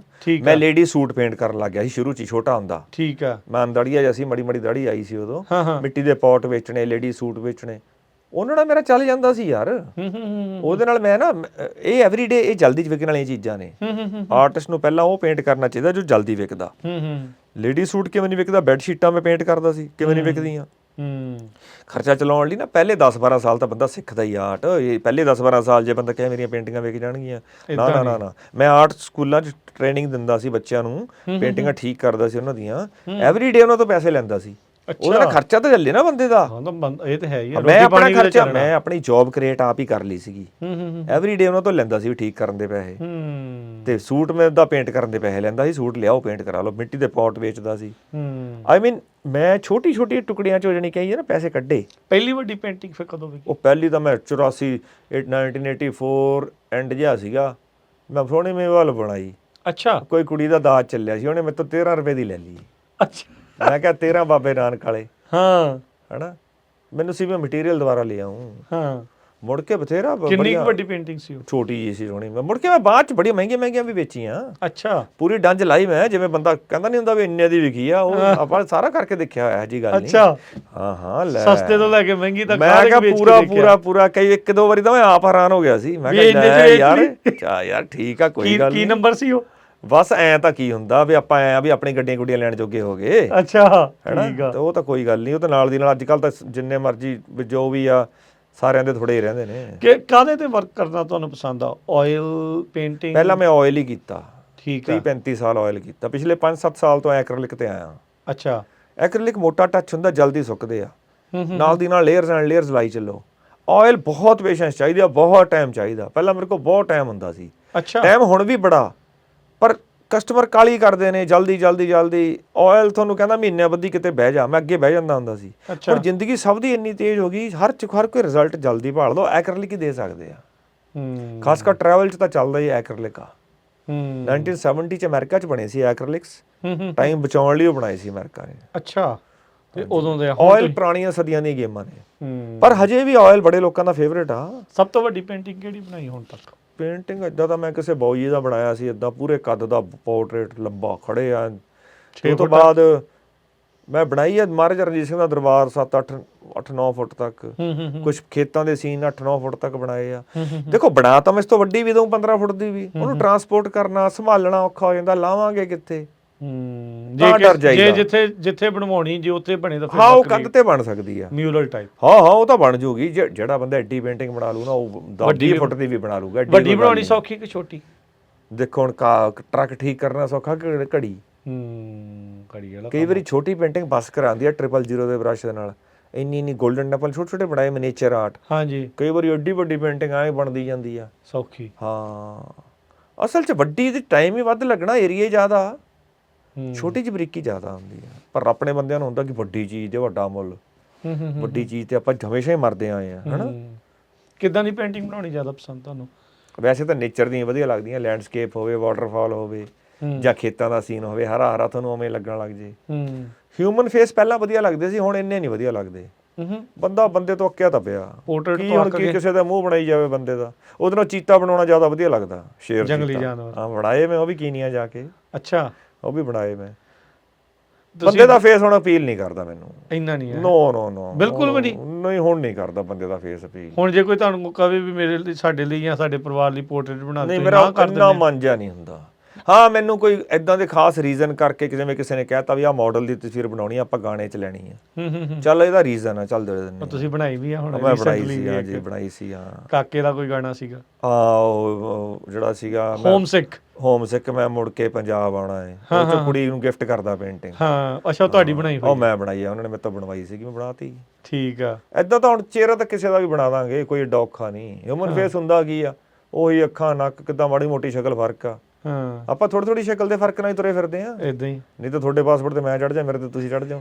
ਸਹੀ ਗੱਲ ਆ, ਇਹ ਤਾਂ ਆਪਣਾ ਥੋੜਾ ਹੀ ਫਰਕ ਆ, ਉਹੀ ਫਰਕ ਸਾਰੀ ਦੁਨੀਆ 'ਚ ਦੇਖ ਲਓ। ਕੀ ਤਕਨੀਕ ਜਿਹੜੀ ਆ ਤੁਸੀਂ ਯੂਜ਼ ਕਰਦੇ ਆ, ਕਿਤੋਂ ਸਭ ਤੋਂ ਜ਼ਿਆਦਾ ਤੁਸੀਂ ਪ੍ਰਭਾਵਿਤ ਰਹੇ? ਪ੍ਰਭਾਵਿਤ ਤਾਂ ਦੁਨੀਆ 'ਚ ਬੜੇ ਆਰਟਿਸਟ ਨੇ, ਉਹ ਪੁਰਾਣੇ। ਅੱਜ ਕੱਲ ਅਕਿਆਨਾ ਹੈਗੀ ਇੱਕ ਆਰਟਿਸਟ, ਬੜਾ ਵਧੀਆ, ਅਮਰੀਕਾ 'ਚ ਕਰਦੀ ਆ। ਇੱਕ ਰਸ਼ੀਅਨ ਆਰਟਿਸਟ ਆ ਯਾਰ, ਮੇਰਾ ਕੀ ਨਾਂ ਉਹਦਾ, ਵੈਗੋਵ ਪਤਾ ਨਹੀਂ ਕੀ ਏਦਾਂ ਦਾ, ਉਹ ਬੜਾ ਵਧੀਆ ਕੰਮ ਕਰ ਰਿਹਾ। ਤੇ ਆਪਣੇ ਉੱਥੇ GS ਸੋਹਣ ਸਿੰਘ ਜੀ ਦਾ ਕੰਮ ਬੜਾ ਬਰੀਕ ਆ। ਤੇ ਜਿਹੜਾ ਕਿਰਪਾਲ ਸਿੰਘ ਜੀ ਨੇ ਕੰਮ ਕੀਤਾ ਨਾ, ਅਰਦਾਸ ਪੇਂਟ ਕੀਤੀ ਹੈ ਜਿਹੜੀ ਉਹਨਾਂ ਨੇ, ਉਹ ਕੋਈ ਸੋਚ ਹੀ ਨਹੀਂ ਸਕਦਾ। ਤੇ ਬਾਕੀ ਇਹ ਆ ਵੀ ਤੁਸੀਂ ਆਪਣਾ ਕੰਮ ਆਪ ਹੀ ਨਿਖੇਰਨਾ ਹੁੰਦਾ, ਇੰਸਪਾਇਰੇਸ਼ਨ ਥੋੜੀ ਬਹੁਤੀ ਇੱਧਰੋਂ ਉੱਧਰੋਂ ਲੈਣੀ ਹੁੰਦੀ ਆ, ਪਰ ਫਿਰ ਕਰਨਾ ਤਾਂ ਰਿਆਜ਼ ਤੁਹਾਨੂੰ ਹੀ ਪੈਣਾ ਨਾ। ਬ੍ਰਸ਼ ਤਾਂ ਤੁਸੀਂ ਚਲਾਉਣਾ। ਹਾਂ, ਤੁਸੀਂ ਚਲਾਉਣਾ ਨਾ। ਸੋ ਉਸਤਾਦ ਤਾਂ ਇੱਕ ਦਿਨ ਮਿਲ ਜੇ ਬੜਾ ਹੁੰਦਾ। ਤੁਹਾਡਾ ਕੌਣ ਉਸਤਾਦ ਰਿਹਾ? ਉਸਤਾਦ ਜਿੱਦਾਂ ਦਿਆਲ ਸਿੰਘ ਜੀ ਹੁੰਦੇ ਸੀਗੇ, ਉਹ ਉਸਤਾਦ ਮੇਰੇ ਬਣੇ ਨਹੀਂ ਸੀ, ਮੈਂ ਧੱਕੇ ਨਾਲ ਉਹਨਾਂ ਨੂੰ ਬਣਾਉਂਦਾ ਸੀ। ਅੱਛਾ, ਫੇਰ? ਤੇ ਉਹ ਪੇਂਟਿੰਗ ਦਿਖਾਉਂਦੇ ਨਹੀਂ ਸੀ ਹੁੰਦੇ, ਕਿਸੇ ਨੂੰ ਘੁਮਾ ਲੈਂਦੇ ਹੁੰਦੇ ਸੀ, ਰੰਗ ਵੀ ਸ਼ੇਡਿੰਗ ਪਲੇਟ ਪਰੇ ਕਰ ਲੈਂਦੇ ਸੀ। ਮੈਂ ਜੂਸ ਜਾਸ ਪਿਲਾ ਕੇ ਉਹਨਾਂ ਦੇ ਪਿੱਛੇ ਬਹਿਣ ਲੱਗ ਗਿਆ, ਮੈਨੂੰ ਫਿਰ ਮੈਨੂੰ ਇਜਾਜ਼ਤ ਦੇਤੀ ਵੀ ਬਹਿ ਜਾ ਕਰ। ਅਨਪੜ੍ਹ ਸੀਗੇ ਪਰ ਉਹ ਪੋਰਟਰੇਟ 'ਚ ਜਾਨ ਪਾ ਆਉਂਦੇ ਸੀ। ਹਾਂ, ਤੇ ਉਹਨਾਂ ਤੋਂ ਮੈਂ ਥੋੜਾ ਜਿਹਾ ਗੁਣ ਕੈਚ ਕਰ ਗਿਆ ਸੀ। ਫਿਰ ਥੋੜਾ ਜਿਹਾ GS ਸੋਹਣ ਸਿੰਘ ਦੀਆਂ ਪੇਂਟਿੰਗਾਂ ਦੇਖੀਆਂ, ਉਹਨਾਂ ਤੋਂ ਵੀ ਸਰਦਾਰ ਸਾਹਿਬ ਤਾਂ ਮੈਨੂੰ ਕੁਝ ਡਿਫਰੈਂਟ ਲੱਗਿਆ ਵੀ ਇਹ ਕਾਪੀ ਨਹੀਂ ਹੋ ਸਕਦਾ। ਅੱਛਾ, ਉਹਨਾਂ ਦੇ ਕੰਮ ਨੂੰ ਕੋਈ ਕਾਪੀ ਨਹੀਂ ਕਰ ਸਕਦਾ, ਜਿੰਨਾ ਮਰਜ਼ੀ ਜ਼ੋਰ ਲਾ ਲਵੇ। ਨੋ ਨੋ ਨੋ, ਉਹ ਤਾਂ ਸੁਪਨੇ ਪੇਂਟ ਕਰ ਦਿੰਦੇ ਸੀ। ਅੱਛਾ, ਇੰਨੀ ਕ੍ਰੀਏਟੀਵਿਟੀ। ਹਜ ਬ੍ਰਹਮ ਬੂਟਾ ਮਾਰਕੀਟ ਦੇਖੋ ਜਾ ਕੇ, ਉਹਨਾਂ ਦੀ ਆਰਟ ਗੈਲਰੀ ਆ, ਤੁਸੀਂ ਹੈਰਾਨ ਹੋ ਜਾਓਗੇ। ਤੇ ਕਿਰਪਾਲ ਸਿੰਘ ਨੇ ਜਿਹੜੀ ਡਰਾਇੰਗ ਕੀਤੀ ਆ ਨਾ, ਵੀ ਚਰਖੜੀਆਂ ਦੇ ਚੜੇ ਆ ਰਹੇ ਨੇ, ਜਿਹੜਾ ਤਰੀਕਾ ਦਿਖਾਇਆ ਸਾਨੂੰ, ਗਲਾਂ 'ਚ ਹਾਰ ਪਾਏ, ਕੋਈ ਸੋਚ ਨਹੀਂ ਸਕਦਾ। ਸਿੱਖਾਂ ਦੇ ਲਿਓਨਾਰਡੋ ਕਹਿੰਦਾ ਮੈਂ ਉਹਨਾਂ ਨੂੰ। ਕਿਰਪਾਲ ਸਿੰਘ ਜੀ, ਕਿਉਂਕਿ ਅੱਜ ਹੁਣ ਜਦੋਂ ਵੀ ਆਪਾਂ ਅਰਦਾਸ ਕਰਦੇ ਆ ਜਾਂ ਬੋਲਦੇ ਆ ਜਾਂ ਦੇਖਦੇ, ਉਹ ਨਾਲ ਦੇ ਨਾਲ ਉਹ ਚਿੱਤਰ ਸਾਹਮਣੇ ਆ ਜਾਂਦੇ। ਚਿੱਤਰ ਆਪਾਂ ਨੂੰ ਟੈਕਨੀਕਲੀ ਸਹੀ ਦੱਸਿਆ ਉਹਨਾਂ ਨੇ ਵੀ ਇੱਦਾਂ ਚਰਖੜੀਆਂ ਘੁੰਮਦੀਆਂ ਸੀ, ਇੱਦਾਂ ਆਰੇ 'ਚ ਇੱਦਾਂ ਬੰਨ ਕੇ ਇੱਦਾਂ ਫੱਟੇ ਲਾਏ ਗਏ ਸੀ। ਉਹ ਆਪਾਂ ਨੂੰ ਟੈਕਨੀਕਲੀ ਨਹੀਂ ਸੀ ਕਦੇ ਵੀ ਪਤਾ ਲੱਗਣਾ ਜੇ ਉਹ ਨਾ ਦੱਸਦੇ। ਉਹਨਾਂ ਨੇ ਕਿਉਂਕਿ ਆਪਣੇ ਦਿਮਾਗ 'ਚ ਆਪੇ ਚਿੱਤਰ ਜੇ ਬਣੀ ਜਾਣੇ ਸੀ ਵੀ ਐਂ ਹੋ ਗਿਆ ਹੋਣਾ, ਪਰ ਉਹ ਜਿਹੜਾ ਉਹਨਾਂ ਨੇ ਟੈਕਨੀਕ ਦੱਸੀ ਨਾ ਵੀ ਇੱਦਾਂ ਬੰਦੇ ਨੂੰ ਬੰਨਿਆ ਜਾਂਦਾ, ਫਿਰ ਐਂ ਚੀਰਿਆ ਜਾਂਦਾ, ਉਹ ਜਿਹੜਾ ਟੈਕਨੀਕ ਦਾ ਜਿਹੜਾ ਆਪਣੇ ਸਾਹਮਣੇ ਪੂਰੀ ਡਰਾਇੰਗ ਆ ਗਈ, ਉਹ ਆਪਾਂ ਨੂੰ ਸਮਝ ਆ ਗਈ ਗੇਮ। ਉਹ ਉੱਦਾਂ ਆਪਾਂ ਇਹ ਨਹੀਂ ਕਹਿੰਦੇ ਵੀ ਚਿੱਤਰਾਂ ਨੂੰ, ਤਸਵੀਰਾਂ ਨੂੰ ਧੂਫਾਂ ਦਿਓ, ਚਿੱਤਰਾਂ ਨੂੰ ਪੂਜੋ, ਤਾਂ ਆਪਣੇ ਮਨਾਂ ਨੇ। ਮਨਾ ਬਿਲਕੁਲ, ਮੂਰਤੀ ਪੂਜਾ ਮਨਾ, ਮੂਰਤੀ ਪੂਜਾ ਬਿਲਕੁਲ ਮਨਾ ਵਾ। ਪਰ ਬੱਚਿਆਂ ਨੂੰ ਦੱਸਣ ਲਈ ਹੁਣ ਸਾਹਿਬਜ਼ਾਦੇ ਨੀਹਾਂ 'ਚ ਕਿਵੇਂ ਖੜੇ, ਕਿੱਦਾਂ, ਉਹ ਦੱਸਣ ਲਈ ਚਿੱਤਰ ਠੀਕ ਆ। ਪਰ ਜੇ ਕਹੀਏ ਸਵੇਰੇ ਉੱਠ ਕੇ ਚਿੱਤਰ ਨੂੰ ਧੂਫ ਦੇ ਦਿਓ, ਉਹ ਗਲਤ ਆ, ਉਹ ਟੋਟਲੀ। ਹਾਂ, ਬਸ। ਤੁਸੀਂ ਗੁਰਦੁਆਰਾ ਸਾਹਿਬ ਦੀ, ਦਰਬਾਰ ਸਾਹਿਬ ਦੀਆਂ ਵੀ ਬਹੁਤ ਸਾਰੀਆਂ ਬਹੁਤ ਬਣਾਈਆਂ ਮੈਂ। ਗੋਲਡਨ ਟੈਂਪਲ ਨੂੰ 35 ਐਂਗਲਾਂ ਤੋਂ ਬਣਾਇਆ, ਗੋਲਡਨ ਟੈਂਪਲ ਨੂੰ ਛੋਟੀਆਂ ਪੇਂਟਿੰਗਾਂ 'ਚ। ਹਰ 5 ਕਦਮ ਬਾਅਦ ਗੋਲਡਨ ਟੈਂਪਲ ਦਾ ਦ੍ਰਿਸ਼ ਬਦਲ ਜਾਂਦਾ, ਹਰ 5 ਕਦਮ ਤੁਸੀਂ ਤੁਰਦੇ ਹੋ ਬਦਲ ਜਾਂਦਾ। ਤੇ ਉਹਨੂੰ ਮੈਂ ਸਾਰੀ ਪਰਿਕਰਮਾ 'ਚੋਂ ਕਿਵੇਂ ਦਿਖਦਾ, ਬੁੰਗਿਆਂ 'ਚੋਂ ਕਿਵੇਂ ਦਿਖਦਾ, ਬਾਬਾ ਟਲ ਤੋਂ ਕਿਵੇਂ ਦਿਖਦਾ, ਸਾਰੇ ਐਂਗਲ ਤੇ ਸਰੋਵਰ 'ਚ ਕਿਵੇਂ ਇਸ਼ਨਾਨ ਕਰਦੇ ਨੇ, ਕਿਵੇਂ ਪੱਤੇ ਸਾਫ਼ ਕਰਦੇ ਨੈੱਟ ਨਾਲ, ਕਿਵੇਂ ਅੰਦਰ ਏਕਮਕਾਰ ਬਣਾਉਂਦੇ ਆ ਗੇਂਦੇ ਦੇ ਫੁੱਲਾਂ ਦਾ, ਸਵੇਰੇ ਨਰਸਿੰਘਾ ਕਿਵੇਂ ਵੱਜਦਾ, ਇਦਾਂ ਕਿੰਨੇ ਹੀ ਸੀਨ ਸੀ ਮੈਂ ਕੀਤੇ ਬੜੇ। ਏਰੀਅਲ ਵਿਊ, ਬਰਡ ਵਿਊ ਵੀ ਬਣਾਇਆ। ਸਭ ਬਰਡ ਵਿਊ ਮੇਰਾ ਬਹੁਤ ਪਸੰਦ ਕੀਤਾ ਗਿਆ। ਹਾਂਜੀ, ਬਹੁਤ ਵਧੀਆ ਲੱਗਦਾ, ਕਿਉਂਕਿ ਉੱਥੇ ਅਕਾਲ ਤਖਤ ਸਾਹਿਬ, ਸਾਰੇ ਜਿਹੜੀਆਂ ਬੇਰੀਆਂ, ਉਹ ਸਾਰਾ ਉੱਪਰੋਂ ਪੰਛੀ ਉੱਪਰੋਂ ਲੰਘਦਾ, ਉਹਨੂੰ ਕਿਵੇਂ ਦਿਖਦਾ, ਉਹ ਆ ਨਾ ਉਹ। ਸੋ ਤੁਸੀਂ ਪੰਛੀ ਬਣੇ ਉਦੋਂ? ਪੰਛੀ ਬਸ ਕਹਿ ਲਓ ਜੀ, ਪੰਛੀ ਕਿੱਥੇ ਬੰਦਾ ਬਣ ਜੂ, ਜਿਹੜੇ ਨਜ਼ਾਰੇ ਪੰਛੀ ਲੈਂਦਾ ਹਨਾ। ਪੱਲੇ ਰਿਜਕ ਨਾ ਬੰਨ ਦੇ ਪੰਛੀ ਤੇ ਦਰਵੇਸ਼। ਆਪਾਂ ਤਾਂ ਫਰਿੱਜਾਂ ਭਰੀ ਫਿਰਦੇ ਆ, ਪਤਾ ਨਹੀਂ 7 ਦਿਨਾਂ ਨੂੰ ਕੀ ਖਾਣਾ। ਹਾਂ, ਆਪਣਾ ਤਾਂ ਸਵੇਰ ਦੀ ਖਾ ਕੇ ਸ਼ਾਮ ਦੀ, ਤਾਂ ਸ਼ਾਮ ਨੂੰ ਕੀ ਬਣਾਉਣਾ, ਫਿਰ ਜਿਵੇਂ ਕਾਲ ਪੈਣ ਲੱਗਿਆ ਹੁੰਦਾ ਹਨਾ। ਆਪਾਂ ਤਾਂ ਬਹੁਤ ਇਨਸਿਕਿਉਰਿਟੀ 'ਚ ਆ। ਪੰਛੀ ਓਨਾ ਕੀ ਟਾਹਣੀ ਤੋਂ ਲਊਗਾ ਜਿੰਨੀ ਕੁ ਲੋੜ ਆ, ਗਾਂ ਉੱਡ ਜੂਗਾ ਹਨਾ। ਆਪਣੇ ਪੂਰੀ ਰੂਟੀਨ 'ਚ ਚੱਲਦਾ। ਲੈ, ਟਾਈਮ ਸਿਰ ਸੌਣਾ, ਟਾਈਮ ਸਿਰ ਜਾਗਣਾ, ਆਪਣਾ ਕੋਈ ਹਿਸਾਬ। ਧੱਕੇ ਦੇ ਨਾਲ ਦਿਨ ਬਣਾ ਲਈਦਾ, ਧੱਕੇ ਨਾਲ ਰਾਤ ਬਣਾ ਲਈਦੀ। ਦਿਨ 24 ਘੰਟੇ ਦਾ ਗੁਰੂ ਨਾਨਕ ਦੇਵ ਜੀ ਵੇਲੇ ਵੀ ਸੀਗਾ। ਬਾਬੇ ਨਾਨਕ ਵੇਲੇ ਕੀ ਸੀ ਵੀ 24 ਘੰਟਿਆਂ ਦੇ ਦਿਨ 'ਚੋਂ 365 ਦਿਨਾਂ ਦੇ ਸਾਲ 'ਚੋਂ ਉਹਨਾਂ ਨੇ ਕਿੰਨੇ ਦਿਨ ਮਹੀਨੇ ਚੁਰਾ ਲਏ, ਕਿੰਨੀਆਂ ਯਾਤਰਾਵਾਂ ਕਰ ਲਈਆਂ। ਲੈ ਹੁਣ ਲੋਕਾਂ ਤੋਂ ਟੁੱਟੀ ਜਿਹੀ ਯਾਤਰਾ ਨਹੀਂ ਕਰ ਹੁੰਦੀ, ਕਿਉਂਕਿ ਟਾਈਮ ਹੈ ਨਹੀਂ। ਉਹਨਾਂ ਨੇ ਵੀ ਤਾਂ ਉਹਦੇ 'ਚੋਂ ਕੱਢਿਆ ਸਭ ਕੁਛ ਹਨਾ, ਸਭ ਕੁਝ ਕਰਕੇ ਦਿਖਾਇਆ ਉਹਨਾਂ ਨੇ। ਹਾਂ, ਮਹੀਨਿਆਂ ਹਫ਼ਤਿਆਂ ਦੀ ਚੋਰੀ ਕਰਨ ਦਾ ਵਾਲ ਆਉਣਾ ਚਾਹੀਦਾ, ਇਹ ਸਭ ਤੋਂ ਵਧੀਆ ਚੋਰੀ ਆ।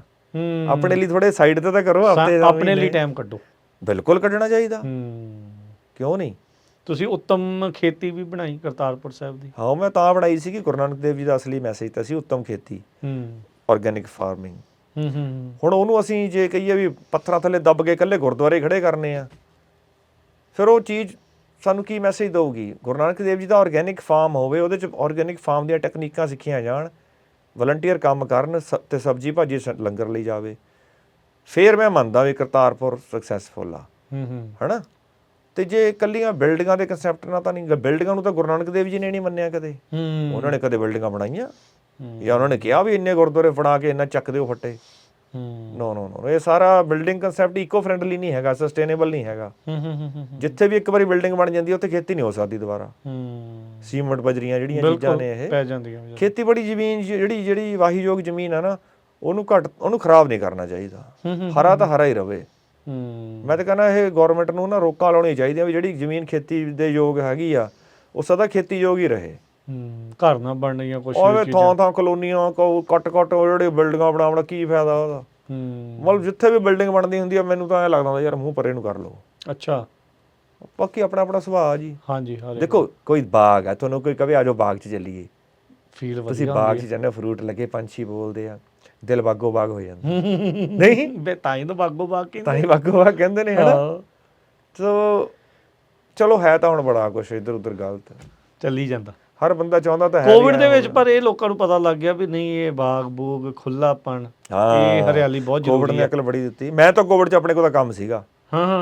ਲੋਕਾਂ ਲਈ ਲੋਕਡਾਊਨ ਸੀ, ਸਾਡੇ ਲਈ ਲੁੱਕਡਾਊਨ ਸੀਗਾ। ਥੱਲੇ ਦੇਖ ਕੇ ਬਣਾਈ, ਮੈਂ ਬਸ ਲੁੱਕਡਾਊਨ ਸੀ, ਥੱਲੇ ਦੇਖ ਕੇ ਆਪਣੇ ਪੇਂਟਿੰਗਾਂ ਕਰੀ ਗਿਆ। ਮੈਂ ਕਿਹਾ ਲੋਕੀ ਕਹਿੰਦੇ ਲੋਕਡਾਊਨ ਲੱਗ ਗਿਆ, ਮੈਂ ਕਿਹਾ ਸਾਡਾ ਤਾਂ ਲੋਕਡਾਊਨ ਕਦੋਂ ਦਾ ਲਾਇਆ ਹੋਇਆ। ਕਹਿੰਦੇ ਵਰਕਿੰਗ ਹੌਲੀਡੇਜ਼ ਚੱਲ ਪਈਆਂ, ਮੈਂ ਕਿਹਾ ਸਾਡੀਆਂ ਵਰਕਿੰਗ ਹੌਲੀਡੇਜ਼ ਤਾਂ ਚੱਲਦੀਆਂ ਨੇ 1985 ਦੀਆਂ, ਘਰੋਂ ਹੀ ਕੰਮ ਕਰੀਦਾ ਸੀ ਤਾਂ, ਜਦੋਂ ਦਾ ਸੋਹਣੀ ਮਹਿਵਾਲ ਬਣਾਉਣ ਲੱਗੇ। ਹਾਂ, ਆਪਾਂ ਕਦੇ ਕੁੱਲੂ, ਤੁਸੀਂ ਸਭ ਕੁਝ ਹੀ ਬਣਾਇਆ। ਮੈਂ ਕੁੱਲੂ ਮਨਾਲੀ ਬਹਿ ਕੇ ਬਹੁਤ ਪੇਂਟਿੰਗਾਂ ਬਣਾਈਆਂ, ਜੰਗਲ 'ਚ ਘਰ ਲੈ ਲੈਂਦਾ ਹੁੰਦਾ ਸੀ ਮੈਂ ਕਿਸੇ ਜਰਮਨ ਤੋਂ। ਠੀਕ ਆ। ਉਹ ਤੋਂ ਬਾਅਦ ਕੇਰਲਾ ਬਹਿ ਕੇ ਵੀ ਬਹੁਤ ਬਣਾਈਆਂ। ਮੈਂ ਅਕੋਰਡਿੰਗ ਟੂ ਵੈਦਰ ਮੂਵ ਕਰਦਾ ਰਹਿੰਦਾ ਸੀ, ਜਿੱਥੇ ਠੰਡਾ ਰਵੇ। ਹਾਂ ਵੀ ਤੁਹਾਡੇ ਅਨੁਸਾਰ ਵੈਦਰ ਹੋਵੇ, ਜਿੱਥੇ ਤੁਹਾਨੂੰ ਪਸੰਦ ਕਰਦੇ। ਹਾਂ। ਤੇ ਪੇਂਟਿੰਗ ਵਧੀਆ ਬਣਨੀ ਚਾਹੀਦੀ ਆ। ਦੂਜਾ ਬੰਦਾ ਪੁੱਛਦਾ ਕਿੱਥੇ ਬਹਿ ਕੇ ਬਣਾਈ ਆ, ਇਹ ਤਾਂ ਹੈ ਹੀ। ਬਸ ਅਗਲੇ ਦੇ ਐਡਰੈਸ ਤੇ ਚੀਜ਼ ਚਲੀ ਗਈ। ਠੀਕ ਹੈ ਨਾ, ਚੀਜ਼ ਪਰਫੈਕਟ ਬਣ ਗਈ। ਮਾਹੌਲ ਦਾ ਅਸਰ ਪੈਂਦਾ, ਤੁਹਾਡੇ ਆਲੇ ਦੁਆਲੇ ਚਿੱਟੇ ਪਹਾੜ ਹੋਣ, ਤੁਸੀਂ ਵਧੀਆ ਇੱਕ ਸਾਫ਼ ਸੁਥਰੇ ਉੱਚੇ ਹਾਈਟ ਤੇ ਬੈਠੇ ਹੋਵੋ, ਠੀਕ ਆ, ਕੁਦਰਤ ਦੇ ਨਾਲ ਹੋਵੋ, ਹਾਂ, ਤੁਹਾਡੇ ਖਾਣ ਪੀਣ ਸਿੰਪਲ ਹੋਵੇ ਤੇ ਤੁਸੀਂ ਆਰਾਮ ਨਾਲ ਬਿਨਾਂ ਕੋਈ ਮਿੱਟੀ ਨਹੀਂ ਉੱਡਦੀ, ਕੋਈ ਤੁਹਾਨੂੰ ਡਿਸਟਰਬ ਕਰਨ ਵਾਲਾ ਨਹੀਂ, ਤੁਹਾਡੇ ਕੰਮ 'ਚ ਪਰਫੈਕਸ਼ਨ ਆਊਗੀ। ਠੀਕ ਆ। ਹਾਂ, ਸ਼ਹਿਰਾਂ 'ਚ ਸਾਨੂੰ ਵੀ ਆਉਣਾ ਪੈਂਦਾ ਉੱਤਰ ਕੇ, ਸਦਾ ਹੀ ਨਹੀਂ ਇੱਕ ਜਗ੍ਹਾ ਰਿਹਾ ਜਾਂਦਾ। ਖੱਚ 'ਚ ਸਾਨੂੰ ਵੀ ਲੁਧਿਆਣੇ ਦੇ ਟ੍ਰੈਫਿਕ 'ਚ ਫਸਣਾ ਪੈਂਦਾ, ਪਰ ਸਾਲ ਦੇ ਕੁਛ ਮਹੀਨੇ ਤੁਸੀਂ ਫਸ ਸਕਦੇ ਹੋ। ਪਰ ਕੁਛ ਮਹੀਨੇ ਨੇਚਰ ਲਈ, ਕੁਛ ਆਪਣੇ ਲਈ, ਕੁਛ ਹੋਰ ਟਰੈਵਲ ਲਈ ਵੀ ਰੱਖੋ ਨਾ। ਡਿਵਾਈਡ ਕਰੋ ਨਾ 365 ਦਿਨਾਂ ਨੂੰ ਤਰੀਕੇ ਨਾਲ। ਕਿਸਾਨੀ ਸੰਘਰਸ਼ ਤੇ ਵੀ ਬਣਾਈ ਸੀ ਤੁਸੀਂ? ਹਾਂਜੀ, ਹਾਂ। ਉਹ ਜਿਵੇਂ ਵੀ ਕਿੱਦਾਂ ਉਹ ਸਾਰਾ ਹੋਇਆ, ਕੀ ਘਟਨਾਵਾਂ ਹੋਈਆਂ, ਕਿਵੇਂ ਉਹ ਸਾਰਾ ਡਿਫਾਈਨ ਕੀਤਾ ਸੀਗਾ। ਜਿਹੜੀ ਮੌਕੇ ਤੇ ਚੋਟ ਹੁੰਦੀ ਹੈ ਨਾ, ਉਹ ਵੀ ਕਰਨੀ ਪੈਂਦੀ ਹੈ। ਉਹਦੇ ਨਾਲ ਹੁੰਦਾ ਕਿ ਕਰੰਟ ਇਸ਼ੂ ਕੀ ਆ, ਉਹਨੂੰ ਵੀ ਪੇਂਟ ਕਰੋ। ਹਾਂ, ਨਹੀਂ ਉਹ ਵਧੀਆ ਰਿਹਾ, ਬਿਲਕੁਲ ਬਹੁਤ ਪਸੰਦ ਕੀਤਾ। ਭਗਤ ਪੂਰਨ ਸਿੰਘ ਪਿੰਗਲਵਾੜਾ ਦੀ ਲਾਈਫ ਪੂਰੀ ਪੇਂਟ ਕੀਤੀ ਆ। ਹਾਂ, ਠੀਕ ਹੈ ਜੀ, ਪੂਰੀ ਇੱਕ ਕੈਨਵਸ ਤੇ ਵੀ ਕਿਵੇਂ ਉਹਦਾ ਪਿੰਗਲੇ ਨੂੰ ਲੈ ਕੇ ਆਏ ਬਾਰਡਰ ਟੱਪ ਕੇ, ਉਹ ਆਪਣੇ 47 'ਚ।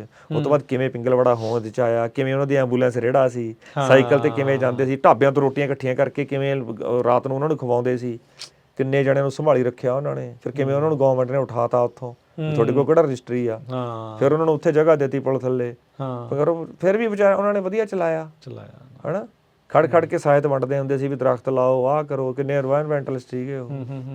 ਭਗਤ ਜੀ ਨੇ ਬਹੁਤ ਵਧੀਆ ਕੰਮ ਕੀਤਾ। ਕੂੜਾ ਜਿੱਥੇ ਦਿਸਦਾ ਹਰ ਬੱਚੇ ਨੂੰ ਉਹਨਾਂ ਬਾਰੇ ਪੜ੍ਹਨਾ ਚਾਹੀਦਾ ਤੇ ਸਾਨੂੰ ਪੜ੍ਹਾਉਣਾ ਚਾਹੀਦਾ ਵਾ। ਤੇ ਮਹਾਰਾਜਾ ਰਣਜੀਤ ਸਿੰਘ ਬਾਰੇ ਵੀ ਹਰ ਬੱਚੇ ਨੂੰ ਪਤਾ ਹੋਣਾ ਚਾਹੀਦਾ ਵੀ ਉਹਨਾਂ ਦਾ ਰਾਜ ਕਿੱਦਾਂ ਦਾ ਸੀ, ਕਿਵੇਂ ਰਿਹਾ ਸਾਰਾ ਸਿਸਟਮ। ਗੋਲਡਨ ਪੀਰੀਅਡ ਸੀਗਾ ਸਾਡਾ। ਨਹੀਂ ਤਾਂ ਜਵਾਕ ਕੀ ਕਹਿਣਗੇ, ਡੈਡੀ ਭੁੱਖ ਲੱਗੀ ਆ, ਸ਼ੇਰੇ ਪੰਜਾਬ ਢਾਬੇ ਚੱਲੀਏ। ਸ਼ੇਰੇ ਪੰਜਾਬ ਢਾਬਾ ਹੀ ਰਹਿ ਗਿਆ ਯਾਰ। ਉਹ ਸ਼ੇਰੇ ਪੰਜਾਬ ਤਾਂ ਬਾਈ ਬਹੁਤ ਵੱਡੀ ਚੀਜ਼ ਸੀ, ਰਾਜ ਸੀਗਾ, ਹਨਾ। ਉਹ ਤਾਂ ਰਾਜਾ ਸੀ। ਉਹਦੇ ਬਾਰੇ ਜੇ ਹੁਣ ਅਸੀਂ ਜਿਹੜੀਆਂ ਪੇਂਟਿੰਗਾਂ ਬਣਾਉਂਦੇ ਆ ਉਹਨਾਂ ਨੂੰ ਡਿਫਾਈਨ ਕਰਦੇ ਆ, ਬੱਚੇ ਸੁਣਦੇ ਆ, ਉਹਨਾਂ ਨੂੰ ਚੇਟਕ ਲੱਗਦੀ ਆ। ਬਾਕੀ ਫਿਰ ਹੋਰ ਕਿਤਾਬਾਂ ਪੜ੍ਹ ਲੈਣਗੇ ਅੱਗੇ। ਇੱਕ ਵਾਰ ਚੇਟਕ ਜੀ ਤਾਂ ਲੱਗੇ, ਚਿੱਤਰ ਚੇਟਕ ਲਾ ਦਿੰਦਾ ਇੱਕ ਵਾਰੀ। ਚਿੱਤਰ ਦੇਖ ਕੇ ਬੰਦਾ, ਤੁਸੀਂ ਕਿਸੇ ਨੂੰ ਪੰਜਾਬ ਦਾ ਸੋਹਣਾ ਦ੍ਰਿਸ਼ ਦਿਖਾਓ, ਹਰਾ, ਸਰੋਂ ਦੇ ਫੁੱਲ ਐ, ਖੇਤ ਖੂਤ ਹੋਣ, ਕੋਈ ਗਰੇਜ ਦੇਖੇ ਕਿਹੜਾ ਏਦਾਂ ਦਾ ਯਾਰ ਪੰਜਾਬ, ਮੈਂ ਯਾਰ ਜਾ ਕੇ ਆਊਂਗਾ, ਮੈਂ ਤੇਰੇ ਕੋਲ ਆਊਂਗਾ। ਚਿੱਤਰ ਕਿਸੇ ਵੀ ਚੀਜ਼ ਦੀ ਚੇਟਕ ਲਾ ਸਕਦਾ ਕਿਸੇ ਨੂੰ। ਸਭ ਤੋਂ ਪਹਿਲਾਂ ਆਪਾਂ ਤਾਜ ਮਹਿਲ ਦੀ ਚਿੱਤਰ ਹੀ ਦੇਖਦੇ ਆ। ਸਹੀ ਗੱਲ। ਫੇਰ ਹੀ ਆਪਾਂ ਕਹਿੰਦੇ ਯਾਰ ਜਾ ਕੇ ਆਈਏ, ਦੇਖੀਏ। ਚਿੱਤਰ 'ਚ ਬਹੁਤ ਤਾਕਤ ਹੁੰਦੀ ਆ। ਤੁਸੀਂ ਉਹ picture is equal to 1000 words ਕਹਿੰਦੇ ਆ ਨਾ। ਬਿਲਕੁਲ ਉਹ ਗੱਲ ਆ। ਸੋ ਤੁਸੀਂ ਉਹ ਵੀ ਪੰਜਾਬ ਬਣਾਇਆ ਜਦੋਂ ਪੋਲ ਨਹੀਂ ਸੀ ਹੁੰਦੇ, ਬਿਜਲੀ ਨਹੀਂ ਸੀ ਹੁੰਦੀ, ਉਹ ਵਾਲਾ ਦ੍ਰਿਸ਼ ਵੀ ਆ। ਉਹ ਹਾਂ, ਮੈਂ ਬੜੇ ਬਣਾਏ। ਮੈਨੂੰ ਸੀ ਕਿ ਮੈਂ ਕੋਈ ਵਿੱਚ ਪੋਲਟਰੀ ਫਾਰਮ ਨਾ ਆਵੇ, ਕੋਈ ਟਾਵਰ ਨਾ ਆਵੇ, ਹਰਾ ਸਮੁੰਦਰ ਹੋਵੇ, ਹਰਾ। ਤੇ ਉਹ ਚ ਲੋਕ ਹੱਥ ਨਾਲ ਮੈਨੂਅਲ ਖੇਤੀ ਕਰਦੇ ਹੁਣ, ਵਾਢੀ ਹੋਵੇ ਤੇ ਬਲਦਾਂ ਵਾਲੀ ਗੇਮ ਹੋਵੇ। ਹੁਣ ਉਹ ਮੈਂ ਪੇਂਟ ਕੀਤਾ ਬਹੁਤ, ਬਲਦਾਂ ਨੂੰ ਬਹੁਤ ਪੇਂਟ ਕੀਤਾ। ਠੀਕ ਹੈ। ਬਲਦਾਂ ਨਾਲ ਕਿਸਾਨ ਦਾ ਰਿਸ਼ਤਾ ਜਦੋਂ ਦਾ ਟੁੱਟਿਆ ਨਾ, ਉਦੋਂ ਦਾ ਹੀ ਦੁੱਖ ਭਰਿਆ। ਦੇਖੋ ਬਲਦਾਂ ਨਾਲ ਪੁੱਤਾਂ ਵਾਂਗੂ ਹੁੰਦੇ ਸੀ ਬਲਦ, ਨਾਂ ਰੱਖਣੇ ਉਹਨਾਂ ਦੇ ਤੇ ਉਹਨਾਂ ਨੂੰ ਸਜਾਉਣਾ। ਸਵੇਰੇ ਬਲਦ ਟੱਲੀਆਂ ਮਾਰਦੇ ਜਾਂਦੇ ਹੁੰਦੇ ਸੀ, ਕੋਈ ਪੈਸਟੀਸਾਈਡ ਨਹੀਂ ਸੀ ਪਤਾ ਕਿਸੇ ਨੂੰ, ਹਨਾ। ਆ ਝਾੜ ਦੇ ਰੌਲੇ 'ਚ ਸਭ ਕੁਝ ਹੀ ਖਰਾਬ ਕਰ ਲਿਆ। ਲੋਕ ਸ਼ਲਗਮਾਂ ਮੂਲੀਆਂ ਨਾਲ ਖੁਸ਼ ਹੋ ਜਾਂਦੇ ਸੀ, ਗੰਨਿਆਂ ਨਾਲ। ਝਾੜ ਵਧਾਉਣ ਦੇ ਚੱਕਰ 'ਚ ਕੀ ਕੁਆਲਿਟੀ ਕੰਟਰੋਲ ਤੇ ਕੁਆਂਟੀਟੀ ਵਾਲੀ ਗੇਮ ਚੱਲੀ। ਉਹ ਮੇਰਾ ਦੋਸਤ ਕਹਿੰਦਾ ਹੁੰਦਾ French, it was not A green revolution, it was A greed revolution. ਲਾਲਚ ਦਾ ਹੀ ਸੀਗਾ। ਹੁਣ ਧਰਤੀ ਕੈਂਸਰ ਉਗਲਦੀ ਆ, ਕਿਹਦੀ ਮਾਂ ਨੂੰ ਮਾਸੀ ਗਈ ਏ। ਸਹੀ ਹੈ। ਤੁਸੀਂ ਉਹ ਸ਼ੇਰ ਵੀ ਬਣਾਇਆ ਜਿਹੜਾ ਵਿਚਾਰਾ ਕੈਂਸਰ ਨਾਲ ਉੱਥੇ ਮਰ ਗਿਆ। ਲੁਧਿਆਣੇ ਨਾ ਸ਼ੇਰ ਰੱਖੇ ਹੋਏ ਆ ਉਹ ਓਪਨ 'ਚ, ਲੁਧਿਆਣੇ ਦੇ ਬਾਹਰ ਉਹੀ ਥੋੜਾ ਰਿਜ਼ਰਵ ਜਿਹਾ, ਉਹ ਤੁਹਾਨੂੰ ਗੱਡੀ ਲੈ ਜਾਂਦੀ ਆ, ਦਿਖਾਉਂਦੀ ਆ। ਉਹ 4-6 ਸੀਗੇ। ਉਹ ਜਦੋਂ ਪੁੱਛਣਾ ਉਹ ਕਿੱਥੇ ਆ ਜੀ, ਹੁਣ ਤਾਂ ਕੈਂਸਰ ਹੋ ਗਿਆ ਜੀ, ਇਹਨੂੰ ਵੀ ਕੈਂਸਰ ਹੋ ਗਿਆ ਜੀ। ਤੇ ਉਹ ਮੈਂ ਪੇਂਟ ਕੀਤਾ ਉਹਨਾਂ ਨੂੰ ਵੀ, ਟਾਈਗਰਸ ਨੇ ਉਹ। ਬਾਕੀ ਕੀਨੀਆ ਜਾ ਕੇ ਵੀ ਸ਼ੇਰ ਸ਼ੂਰ ਬਣਾਏ ਮੈਂ, ਉਹ ਸ਼ੇਰ ਚੀਤੇ ਬਣਾ ਕੇ ਵੀ ਬੜੇ ਵਧੀਆ ਲੱਗਿਆ। ਹੁਣ ਕਿਹੜੀ ਇੱਛਾ ਹੈ ਤੁਹਾਨੂੰ, ਕਿਹੜੀ ਵੀ ਆਹ ਮੈਂ ਪੇਂਟਿੰਗ ਖੁਦ ਆਪਣੇ ਲਈ, ਚਲੋ ਕੋਈ ਕੰਮ ਦਿੰਦਾ ਉਹ ਡਿਫਰੈਂਟ ਗੱਲ ਆ, ਆਪਣੇ ਲਈ ਕਿਹੜੀ ਚੀਜ਼ ਬਣਾਉਣ ਦੀ ਇੱਛਾ ਹੈ? ਵੈਲ ਹੁਣ ਨਵੇਂ ਟੌਪਿਕ ਹੁੰਦੇ ਆ ਕਈ। ਮੈਂ ਚਾਹੁੰਦਾ ਸੀ ਮੈਂ ਇੱਕ ਪੁਰਾਣੀ ਬਰਾਤ ਬਣਾਵਾਂ, ਜਿਹ 'ਚ ਨਾ ਘੋੜੀ ਤੇ ਲਾੜਾ ਆ ਰਿਹਾ ਤੇ ਅੱਗੇ ਉਹਦੇ ਦੋਸਤ ਨੱਚਦੇ ਆਉਂਦੇ ਨੇ, ਤੇ ਉਹ ਨਾ ਫਿਰ ਦੋਸਤ ਜਦੋਂ ਸਰਕਲ ਬਣਾ ਕੇ ਨੱਚਦੇ ਆ, ਬਾਜਾਂ ਵਾਲੇ ਦੁਆਲੇ ਪੁਰਾਣਾ ਦੇਸੀ, ਤੇ ਉਹ ਪੀਪਣੀ ਨੇ ਰੁਮਾਲ ਦੀ ਬਣਾਉਂਦੇ ਸੀਗੇ। ਤੇ ਉਹ ਦੋਸਤ ਉੱਤੋਂ ਪੈਸੇ ਵਾਰੇ ਜਾ ਰਿਹਾ, ਲਾੜੇ ਦੀਆਂ ਭੈਣਾਂ ਘੋੜੀ ਨੂੰ ਛੋਲੇ ਖਵਾਉਂਦੀਆਂ, ਤੇ ਉਹ ਮੈਸਡਰ ਕਾਰ ਤੋਂ ਪੈਸੇ ਵਾਰੇ ਜਾਂਦੇ ਆ। ਉਹ ਸੀਨ ਪੇਂਟ ਕਰਨ ਨੂੰ ਵੀ ਮੇਰਾ ਜੀਅ ਕਰਦਾ, ਤੇ ਨਿਆਣੇ ਪੈਸੇ ਲੁੱਟਦੇ ਆ, ਹਨਾ। ਏਦਾਂ ਦਾ ਸੀਨ ਵੀ ਕਦੇ ਬਣਾਵਾਂਗੇ। ਠੀਕ ਆ। ਏਦਾਂ ਦੇ ਮੇਰੇ ਨਾ ਜਿਹੜੇ ਜੁਬਲੀਏਟ ਜਿਹੇ ਸੀਨ ਸੀ, ਜਦੋਂ ਬੰਦਾ ਮੈਸਡਰ ਕਾਰ ਦੇ ਉੱਤੋਂ ਪੈਸੇ ਡਿੱਗਦੇ ਸੀ ਤੇ ਬੰਦਾ ਅਠਿਆਨੀ ਤੇ ਪੈਰ ਰੱਖ ਕੇ ਖੜ ਦਿੰਦਾ ਸੀ, ਕਹਿੰਦਾ ਕੋਈ ਨਾ ਹਿੱਲਣਾ ਨਹੀਂ ਅਜੇ, ਤਾਂ ਪੈਰ ਕਿੰਨੀ ਵੈਲਿਊ ਸੀ। ਉਹ ਚੀਜ਼ ਵੇਟ ਕਰਨ ਨੂੰ ਵੀ ਜੀਅ ਕਰਦਾ। ਏਦਾਂ ਦੇ ਹੋਰ ਵੀ ਬੜੇ ਮੂਵਮੈਂਟ ਨੇ। ਇੱਕ ਮੈਂ ਉਹ ਲੈ ਕੇ ਆਂਦਾ ਜਿਹੜਾ ਉਹ ਹੁੰਦਾ ਨੀ ਲੈਮਨ ਬੰਟਾ, ਉਹਦੀਆਂ ਬੋਤਲਾਂ ਲਿਆਂਦੀਆਂ ਪਿੱਛੇ ਜਿਹੇ, ਠੀਕ ਆ, ਘਰੇ ਦੋਸਤਾਂ ਨੂੰ ਪਿਲਾਈਆਂ, ਤੇ ਮੈਂ ਉਹ ਰੱਖੀਆਂ ਹੋਈਆਂ ਖਾਲੀ। ਮੈਂ ਉਹ ਵੀ ਪੇਂਟ ਕਰਨਾ ਜਦੋਂ ਨਾਲ ਵਿੱਚੋਂ ਨਿਕਲਦੀ ਤੇ ਨਾਲ ਨਿੰਬੂ ਪਾ ਕੇ ਨਾ, ਉਹ ਐ ਪਤਾ ਵਿੱਚ ਬੰਟਾ ਹਿੱਲਦਾ ਹੁੰਦਾ ਸੀ। ਅਸੀਂ ਕਹਿਣਾ ਯਾਰ ਜੇ ਬੋਤਲ ਟੁੱਟ ਗਈ ਬੰਟਾ ਵਾਲਾ ਮੈਂ ਕੱਢ ਲੈਣਾ। ਬੰਟੇ ਬੜੇ ਖੇਡੇ, ਬੰਟੇ ਵੀ ਪੇਂਟ ਕੀਤੇ ਮੈਂ। ਅੱਛਾ। ਵੇ ਪੁੱਤ ਜਾਂਟੇ ਦੇਖ ਤੇਰੇ ਬੰਟੇ। ਨਹੀਂ ਕਿ ਬਹੁਤ ਸਾਰੇ ਤੁਸੀਂ ਸੱਭਿਆਚਾਰਕ ਖੇਡਾਂ ਵੀ ਤੁਸੀਂ ਕੀਤੀਆਂ, ਬਚਪਨ ਦੀਆਂ ਖੇਡਾਂ ਬਹੁਤ ਪੇਂਟ ਕੀਤੀਆਂ। ਹੁਣ ਉਹ ਆਪਾਂ ਖੇਡਾਂ ਗਵਾ ਲਈਆਂ, ਸੈਂਸਿਸ ਵੀ ਗਵਾਚ ਗਏ ਨੇ। ਸਿੱਖ ਫਾਊਂਡੇਸ਼ਨ ਕੈਲੀਫੋਰਨੀਆ ਪਾਲੋ ਆਲਟੋ ਵਾਲਿਆਂ ਨੇ ਮੇਰੀ ਕਿਤਾਬ ਵੀ ਕੱਢੀ ਸੀ, ਠੀਕ ਆ ਜੀ, ਗੇਮਸ ਵੀ ਲੋਸਟ। ਉਹਦੇ 'ਚ ਸੀਗੀਆਂ ਖੇਡਾਂ, ਮੈਂ ਟੋਟਲ 20-25 ਖੇਡਾਂ ਬਣਾਈਆਂ। ਬਾਂਦਰ ਕਿੱਲਾ, ਘੋੜੀ ਛੜੱਪਾ, ਪਿੱਠੂ ਗਰਮ, ਭੰਡਾ ਭੰਡਾਰੀਆ, ਕਿੰਨਾ ਕੁ ਭਾਰ, ਗੀਟੇ, ਸਟਾਪੂ, ਹਨਾ। ਤੇ ਉਹਦੇ 'ਚ ਬਾਂਦਰ ਕਿੱਲੇ ਦੀਆਂ ਜੁੱਤੀਆਂ ਬਣਾ ਕੇ ਬੜਾ ਮਜ਼ਾ ਆਇਆ, ਬੰਟੇ ਬਣਾ ਕੇ ਬਹੁਤ ਵਧੀਆ ਲੱਗਿਆ, ਗੁੱਲੀ ਡੰਡਾ। ਇਹ ਖੇਡਾਂ ਕਿਉਂ ਜ਼ਰੂਰੀ ਸੀ ਤੁਹਾਨੂੰ ਲੱਗਦਾ? ਆਪਾਂ ਹੁਣ ਮਿਸ ਕਰਦੇ। ਇਹ ਖੇਡਾਂ ਖੇਡਣ ਵਾਲੇ ਬਹੁਤ ਸਖਤ ਜਾਨ ਸੀਗੇ। ਗੁੱਲੀ ਡੰਡੇ ਨੂੰ ਟੁੱਲ ਮਾਰਨਾ, ਪਹਿਲਾਂ ਗੁੱਲੀ ਦੇਸੀ ਤਰਖਾਣ ਤੋਂ ਕਢਾਉਣੀ, ਫਿਰ ਉਹ ਖੇਡਣ ਜਾਣਾ, ਟੁੱਲ ਮਾਰਨਾ, ਉਹ ਗੁੱਲੀ ਕਿੱਥੇ ਚੜਾ ਦੇਣੀ, ਤੇ ਫਿਰ ਘੋੜੀ ਛੜੱਪਾ, ਇੱਕ ਦੂਜੇ ਦੇ ਛਾਲਾ ਮਾਰ ਗਰਦਨ ਤੇ ਡਿੱਗਣਾ। ਤੇ ਫਿਰ ਉਸ ਤੋਂ ਬਾਅਦ ਤੁਸੀਂ ਦੇਖੋ ਬਾਂਦਰ ਕਿੱਲੇ ਦੀਆਂ ਜੁੱਤੀਆਂ, ਪਿੱਛੇ ਕੌਣ ਕਿੱਡੇ ਜੁੱਤੀਆਂ ਮਾਰਦੇ ਸੀ ਇੱਕ ਦੂਜੇ ਤੇ, ਕੋਈ ਸ਼ਿਕਾਇਤ ਨਹੀਂ ਸੀ ਲਾਉਂਦਾ ਕਿਸੇ ਦੀ ਘਰੇ। ਹੁਣ ਦੇ ਜਵਾਕ ਇੱਕ ਦੂਜੇ ਨੂੰ ਮਾੜਾ ਜਿਹਾ ਉਂਗਲ ਲੱਗ ਜੇ, ਚੀਕਾਂ ਪੈਂਦੀਆਂ, ਘਰ ਦੇ ਲੜ ਪੈਂਦੇ ਨੇ ਵੀ ਮੁੰਡੇ ਨੂੰ ਸਾਡੇ ਨੂੰ ਕਿਹਾ ਕਿਵੇਂ ਕੁਛ। ਅੱਗੇ ਜਵਾਕਾਂ 'ਚ ਏਕਾ ਹੁੰਦਾ ਸੀ ਵੀ ਜਿੰਨਾ ਮਰਜ਼ੀ ਖੇਡੋ ਲੜੋ, ਘਰੇ ਨਹੀਂ ਦੱਸਣਾ। ਤੇ ਬਾਂਦਰ ਕਿੱਲੇ ਦੀਆਂ ਜੁੱਤੀਆਂ ਪਤਾ ਕੋਈ ਸੀਰੀਅਸ ਕੁੱਟ ਪੈਂਦੀ ਹੁੰਦੀ ਸੀ, ਬਣਾ ਕੇ ਸਿਰਾਂ 'ਚ। ਸਹੀ ਗੱਲ। ਤੇ ਜਿਨ੍ਹਾਂ ਨੇ ਉਹ ਕੁੱਟਾਂ ਖਾਧੀਆਂ ਉਹਨਾਂ ਨੇ ਹੋਰ ਕੁੱਟਾਂ ਵੀ ਖਾ ਲਈਆਂ, ਵੱਡੇ ਹੋ ਕੇ ਕਾਮਯਾਬ ਨੇ, ਡਰੇ ਨਹੀਂ ਉਹ। ਤੇ ਉਸੇ ਤਰ੍ਹਾਂ ਹੀ ਜਿੱਦਾਂ ਨਹਿਰਾਂ 'ਚ ਨਹਾਉਣਾ, ਸੂਇਆਂ ਤੇ, ਹਨਾ, ਦਰਖਤਾਂ ਤੇ ਚੜ ਜਾਣਾ ਐਡਿਆਂ ਤੇ, ਉਹ ਜਵਾਕ ਸੀ, ਲੋਹੇ ਦੇ ਥਣ ਸੀ ਉਹ। ਹੁਣ ਦੇ ਬੱਚੇ ਕਿੱਥੇ? ਹੁਣ ਤੇ ਬੱਚੇ ਹੁਣ ਦੇ ਬੱਚੇ ਨੂੰ ਆਪਾਂ ਵੈਨ 'ਚੋਂ ਲਾਉਨੇ, ਆ ਜਾ ਅੰਦਰ ਆ ਜਾ, ਲੁਕ ਜਾ ਖੜੀ ਜਿਹੜਾ ਬਾਹਰ ਨਹੀਂ ਜਾਣਾ, ਖੇਤ ਰੋਟੀ ਦੇ ਹੱਲ ਹੈ, ਇਹਦੇ ਲੜ ਜੂ ਕੁਛ, ਕੋਈ ਨਹੀਂ ਕਿਤੇ ਭੇਜਣ ਦਾ। ਜਵਾਕਾਂ ਨੂੰ ਸੋਹਲ ਬਣਾ ਲਿਆ, ਅੰਦਰ ਲਕੋ ਲੇ, ਰਾਜਕੁਮਾਰ ਬਣਾ ਲੇ, ਰਾਜਕੁਮਾਰ। ਮਿੱਟੀ ਤੋਂ ਦੂਰ ਕਰਕੇ, ਮਿੱਟੀ ਤੋਂ ਦੂਰ ਕੀ, ਉਹ ਵਿਚਾਰਾ ਦਾਦਾ ਖੇਤਾਂ 'ਚ ਡੀਕਦਾ ਵੀ ਕੋਈ ਆਊਗਾ ਰੋਟੀ ਲੈ ਕੇ, ਹਨਾ। ਤੇ ਭੇਜੋ ਜਵਾਕ ਨੂੰ, ਮਾੜਾ ਮੋਟਾ ਦੇਖੇ। ਉਹ ਤਾਂ ਆਪ ਸਾਰੇ YouTube ਤੇ ਲੱਗੇ ਹੋਏ ਆ। YouTube ਤੇ ਸਾਰਾ ਕੁਝ ਜਿਹੜਾ ਉਹ ਸਾਡਾ ਖੇਤਾਂ ਨਾਲ ਰਿਲੇਸ਼ਨ ਟੁੱਟ ਗਿਆ ਯਾਰ, ਹਨਾ। ਪਰ ਇੱਥੇ ਆ ਕੇ ਪਤਾ ਨਹੀਂ ਤਾਂਗ ਜੀ ਜਾਗਦੀ ਸਾਰਿਆਂ ਦੀ ਵੀ ਖੇਤ ਲਈਏ। ਜਦੋਂ ਬੰਦਾ ਬਹੁਤ ਜ਼ੋਰ ਲਾ ਲੈਂਦਾ ਨਾ, ਵਾਪਸ ਫਿਰ ਉਹ ਜੜਾਂ ਵੱਲ ਨੂੰ ਦੇਖਦਾ। ਪੱਥਰ ਚੱਟ ਕੇ ਮੱਛੀ ਫੜਨ ਵਾਲੀ ਗੱਲ। ਹੁਣ ਇੱਥੇ ਕਈ ਬਜ਼ੁਰਗ ਸਾਨੂੰ ਮਿਲਦੇ ਆ ਜਾਂ ਜਿਨ੍ਹਾਂ ਨੇ ਜ਼ੋਰ ਲਾ ਲਿਆ, ਉਹ ਕਹਿਣਗੇ ਯਾਰ ਜੀ ਕਰਦਾ ਪੰਜਾਬ ਜਾ ਕੇ ਦੁਬਾਰਾ ਖੇਤੀ ਕਰੀਏ। ਇੱਥੇ ਵੀ ਕਈਆਂ ਨੇ ਬੜੀ ਸਫਲ ਖੇਤੀ ਕੀਤੀ ਆ, ਅੰਦਰ ਜੀਨ ਤੇ ਟਰੈਵਲ ਕਰਦਾ, ਹਨਾ। ਸੋ ਚੰਗੀ ਗੱਲ ਆ ਖੇਤੀ ਕਰਨੀ, ਹੈਨਾ, ਜਾਂ ਫਿਰ ਕੋਈ ਕਲਾਤਮਕ ਕੰਮ ਕਰਨਾ, ਉਹ ਵੀ ਵਧੀਆ, ਰਾਗ ਤੇ ਰੰਗ ਨਾਲ ਜੁੜਨਾ। ਸੂਖਮ ਕਲਾਵਾਂ ਆਰਟ ਦੇ ਨਾਲ ਜੁੜਨ ਦਾ ਮਾਪੇ ਚਲੋ ਇਦਾਂ ਕੈਂਪਾਂ 'ਚ ਘੱਲਦੇ ਆ, ਪਤਾ ਲੱਗਦਾ ਆ, ਕਿੱਦਾਂ ਨੌਲੇਜ ਕਿੱਦਾਂ ਆਵੇ ਮਾਪਿਆਂ ਨੂੰ, ਕਦੋਂ ਪਤਾ ਲੱਗਦਾ ਵੀ ਹਾਂ ਇਹਦੇ ਵਿੱਚ ਕੋਈ ਆਰਟਿਸਟਿਕ ਚੀਜ਼ ਆ? ਇਕੱਲੀ ਆਰਟ ਵਾਲੇ ਪਾਸਿਓਂ ਨਹੀਂ, ਮਿਊਜ਼ਿਕ ਵਾਲੇ ਪਾਸਿਓਂ ਹੋ ਸਕਦੀ ਆ, ਖੇਡਾਂ ਵਾਲੇ ਪਾਸਿਓਂ ਹੋ ਸਕਦੀ ਆ। ਮਾਪੇ ਕਈ ਵਾਰੀ ਦੌੜ 'ਚ ਹੀ ਰਹਿ ਜਾਂਦੇ, ਮੈਂ ਆਹ ਵੀ ਕਰਾ ਦਈਏ, ਆਹ ਵੀ ਕਰਾ ਦਈਏ, ਉਹ ਵੀ ਕਰਾ ਦਈਏ। ਐਜ਼ ਏ ਆਰਟਿਸਟ ਤੁਸੀਂ ਕਿੱਦਾਂ ਦੇਖਦੇ ਵੀ ਕੋਈ ਛਣ ਹੁੰਦਾ ਹੈ, ਕੋਈ ਪਲ ਹੁੰਦੇ ਆ ਜਦੋਂ ਪਛਾਣ ਹੋ ਜਾਂਦੀ ਹੈ? ਪਹਿਲੇ 5 ਸਾਲ ਇੱਕ ਤਾਂ ਮਦਰ ਟੰਗ ਨਾਲ ਜੋੜਨਾ ਵੀ ਵਧੀਆ ਗੱਲ ਆ, ਵੀ ਜੁੜਿਆ ਰਵੇ। ਉਹਨੂੰ ਕਹੋ ਵੀ ਇੱਕ ਅੱਧੀ ਲੈਂਗੁਏਜ ਹੋਰ ਵੀ ਸਿੱਖ ਲਾ, ਆਪਸ਼ਨਲ, ਸਪੈਨਿਸ਼ ਸਿੱਖ ਲਾ, ਜਰਮਨ ਸਿੱਖ ਲਾ, ਵੀ ਵਧੀਆ ਗੱਲ ਆ। ਦੂਜੀ ਗੱਲ ਆ, ਬੱਚੇ 'ਚ ਆਰਟ ਹਮੇਸ਼ਾ ਹੀ ਹੁੰਦਾ, ਦੁੱਧ 'ਚ ਮੱਖਣ ਲੁਕਿਆ ਹੁੰਦਾ, ਰਿੜਕਣਾ ਹੁੰਦਾ, ਤੇ ਉਹ ਨਿਆਣੇ ਨੂੰ ਮਟੀਰੀਅਲ ਲੈ ਕੇ ਤਾਂ ਦਿਓ ਯਾਰ। ਉਹਦਾ ਇੱਕ ਆਰਟ ਕਾਰਨਰ ਬਣਾਓ, ਈਜ਼ਲ ਲੈ ਦਿਓ ਉਹਨੂੰ, ਰੰਗ ਲੈ ਦਿਓ, ਕੈਨਵਸ ਲੈ ਦਿਓ, ਜੋ ਜੀ ਕਰਦਾ ਐਕਸਪ੍ਰੈਸ ਕਰ। ਤੇ ਕੋਈ ਸਾਜ਼ ਲੈ ਦਿਓ ਯਾਰ, ਸਾਲ 2 ਸਾਲ ਭੇਜੋ ਕਿਸੇ ਤਬਲੇ ਵਾਲੇ ਕੋਲੇ, ਕਿਸੇ ਸਾਜੀ ਕੋਲੇ, ਕਲਿੱਕ ਕਰ ਗਿਆ ਤਾਂ ਕਰ ਗਿਆ, ਨਹੀਂ ਤਾਂ ਤੁਸੀਂ ਤਾਂ ਟਰਾਈ ਕੀਤਾ ਨਾ। ਕਈ ਤਾਂ ਲੈ ਕੇ ਨਹੀਂ ਜਾਂਦੇ, ਕਹਿੰਦੇ ਮੈਨੂੰ ਵੀ ਕੁਛ ਨਹੀਂ ਸੀ ਆਉਂਦਾ, ਇਹਨੂੰ ਵੀ ਨਹੀਂ ਆਉਣਾ, ਮੇਰੇ ਮੁੰਡਾ। ਏਦਾਂ ਨਹੀਂ, ਤੁਸੀਂ ਕਹੋਗੇ ਤਾਂ ਬੜਾ ਔਖਾ, ਐ ਨਹੀਂ ਨਾ ਔਖਾ, ਤੁਸੀਂ ਬੱਚੇ ਨੂੰ ਲਾਓ ਤਾਂ ਸਹੀ।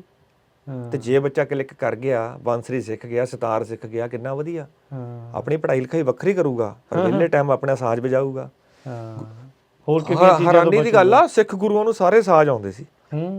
ਤਾਂ ਹੀ ਤਾਂ ਦੇਖੋ ਰਾਗਾਂ 'ਚ ਆਪਣੀ ਸਾਰੀ ਤੇ ਉਹਨਾਂ ਨੂੰ ਗੱਤਕਾ ਟਾਈਪ ਸਾਰੇ ਯੁੱਧ ਨਾਦ ਉਹ ਵੀ ਸਾਰੇ ਆਉਂਦੇ ਸੀ। ਮਾਰਸ਼ਲ ਆਰਟ ਦੇ ਵੀ ਲਿਖਾ ਪੜ੍ਹੀ ਉਹਨਾਂ ਦੀ ਵਧੀਆ ਸੀ, ਪਰਫੈਕਟ ਸੀ ਨਾ। ਤੇ ਆਈ ਮੀਨ ਉਹਨਾਂ ਦੇ ਚੇਲੇ ਵੀ ਉਦਾਂ ਦੇ ਸੀ। ਹੌਲੀ ਹੌਲੀ ਇਹ ਚੀਜ਼ਾਂ ਸਾਡੇ ਚੋਂ ਗਾਇਬ ਹੋ ਗਈਆਂ, ਮਨਫੀ ਹੋ ਗਿਆ। ਸ਼ੁਕਰ ਆ ਜਿਵੇਂ ਨਿਹੰਗ ਸਿੰਘਾਂ 'ਚ ਇਹ ਕਲਾ ਹੈ, ਘੋੜੇ ਨਾਲ ਜੁੜ ਕੇ ਰਹਿਣਾ। ਦੂਜੇ ਪਾਸੇ ਨਾਮਧਾਰੀ ਸਿੰਘ ਨੇ ਸਾਜ਼ ਨਾਲ ਕਿੰਨੇ ਜੁੜੇ ਹੋਏ ਆ। ਕੋਈ ਵੀ ਵਧੀਆ ਸਾਜ਼ ਜਾਂ ਵਧੀਆ ਤੁਸੀਂ ਲੈਣਾ ਹੋਵੇ ਜਾਂ ਸੁਣਨਾ ਹੋਵੇ, ਨਾਮਧਾਰੀ ਸਿੰਘਾਂ ਕੋਲੇ ਹੁੰਦਾ ਉਹ ਕਲਾ। ਤੇ ਉਹਨਾਂ ਨੇ ਵੀ ਤਾਂ ਮਿਹਨਤ ਕੀਤੀ ਆ, ਠੀਕ ਹੈ ਨਾ। ਤੇ ਇਦਾਂ ਮੈਂ ਚਾਹੁੰਦਾ ਵੀ, ਮੈਨੂੰ ਲੱਗਦਾ ਇਹ ਤਾਂ ਹੁਣ ਲੋਕਾਂ ਦੇ ਮਨ 'ਚੋਂ ਸ਼ੱਕ ਜਾਂ ਇਹ ਚੀਜ਼ ਦੂਰ ਹੋ ਜਾਣੀ ਚਾਹੀਦੀ ਵੀ ਆਰਟ ਨਾਲ ਕੰਮ ਨਹੀਂ ਚੱਲਦਾ। ਲੈ ਸਭ ਚੱਲਦਾ, ਵੈਸਟਰਨ ਕੰਟਰੀਆਂ 'ਚ ਤਾਂ ਬੜਾ ਸੋਹਣਾ ਚੱਲਦਾ।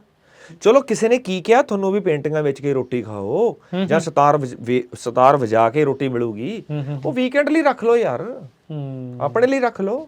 ਹੋਰ ਕੰਮ ਕੋਈ ਬੈਨ ਥੋੜੀ ਨੇ ਵੀ ਜੇ ਤੁਸੀਂ ਸਿਤਾਰ ਵਜਾਉਂਦੇ ਤੁਸੀਂ ਟਰੱਕ ਨਹੀਂ ਚਲਾ ਸਕਦੇ, ਜਾਂ ਜੇ ਤੁਸੀਂ ਪੇਂਟਿੰਗ ਕਰਦੇ ਹੋ ਤੁਸੀਂ ਸਕੂਲ ਟੀਚਰ ਨਹੀਂ ਹੋ ਸਕਦੇ, ਜਾਂ ਤੁਸੀਂ ਕੋਈ ਆਪਣੇ ਸਟੋਰ ਤੇ ਨਹੀਂ ਖੜ ਸਕਦੇ, ਟੈਕਸੀ ਨਹੀਂ ਚਲਾ ਸਕਦੇ। ਆਈ ਮੀਨ ਹੋਰ ਕੰਮ ਵੀ ਨਾਲ ਕੀਤਾ ਜਾ ਸਕਦਾ, ਇਹੋ ਜਿਹੀ ਗੱਲ ਨਹੀਂ। ਮੈਂ ਤਾਂ ਚਲੋ ਮੇਰਾ ਤਾਂ ਇੱਕ ਐਕਸੈਪਸ਼ਨਲ ਕੇਸ ਆ ਵੀ ਮੇਰਾ ਗੁਜ਼ਾਰਾ ਉਹਦੇ ਨਾਲ ਆਰਟ ਨਾਲ ਹੋ ਗਿਆ, ਨਹੀਂ ਤਾਂ ਬਹੁਤੇ ਆਰਟਿਸਟਾਂ ਦਾ ਹੁੰਦਾ ਨਹੀਂ, ਉਹਨਾਂ ਨੂੰ ਹੋਰ ਵੀ ਕੰਮ ਕਰਨਾ ਪੈਂਦਾ। ਹਾਂਜੀ ਮੈਨੂੰ ਵੀ ਇਦਾਂ ਦੀ ਨੌਬਤ ਆਉਂਦੀ, ਮੈਂ ਵੀ ਨਾਲ ਕੋਈ ਹੋਰ ਕੰਮ ਕਰ ਲੈਣਾ ਸੀ। 100% ਆਰਟ ਦੇ ਉੱਤੇ ਹੀ ਆ। ਮੈਂ 100% ਆਰਟ ਤੇ ਹੀ ਹਾਂ। ਚਲਾ ਲਿਆ ਆਪਾਂ, ਚੱਲ ਗਿਆ।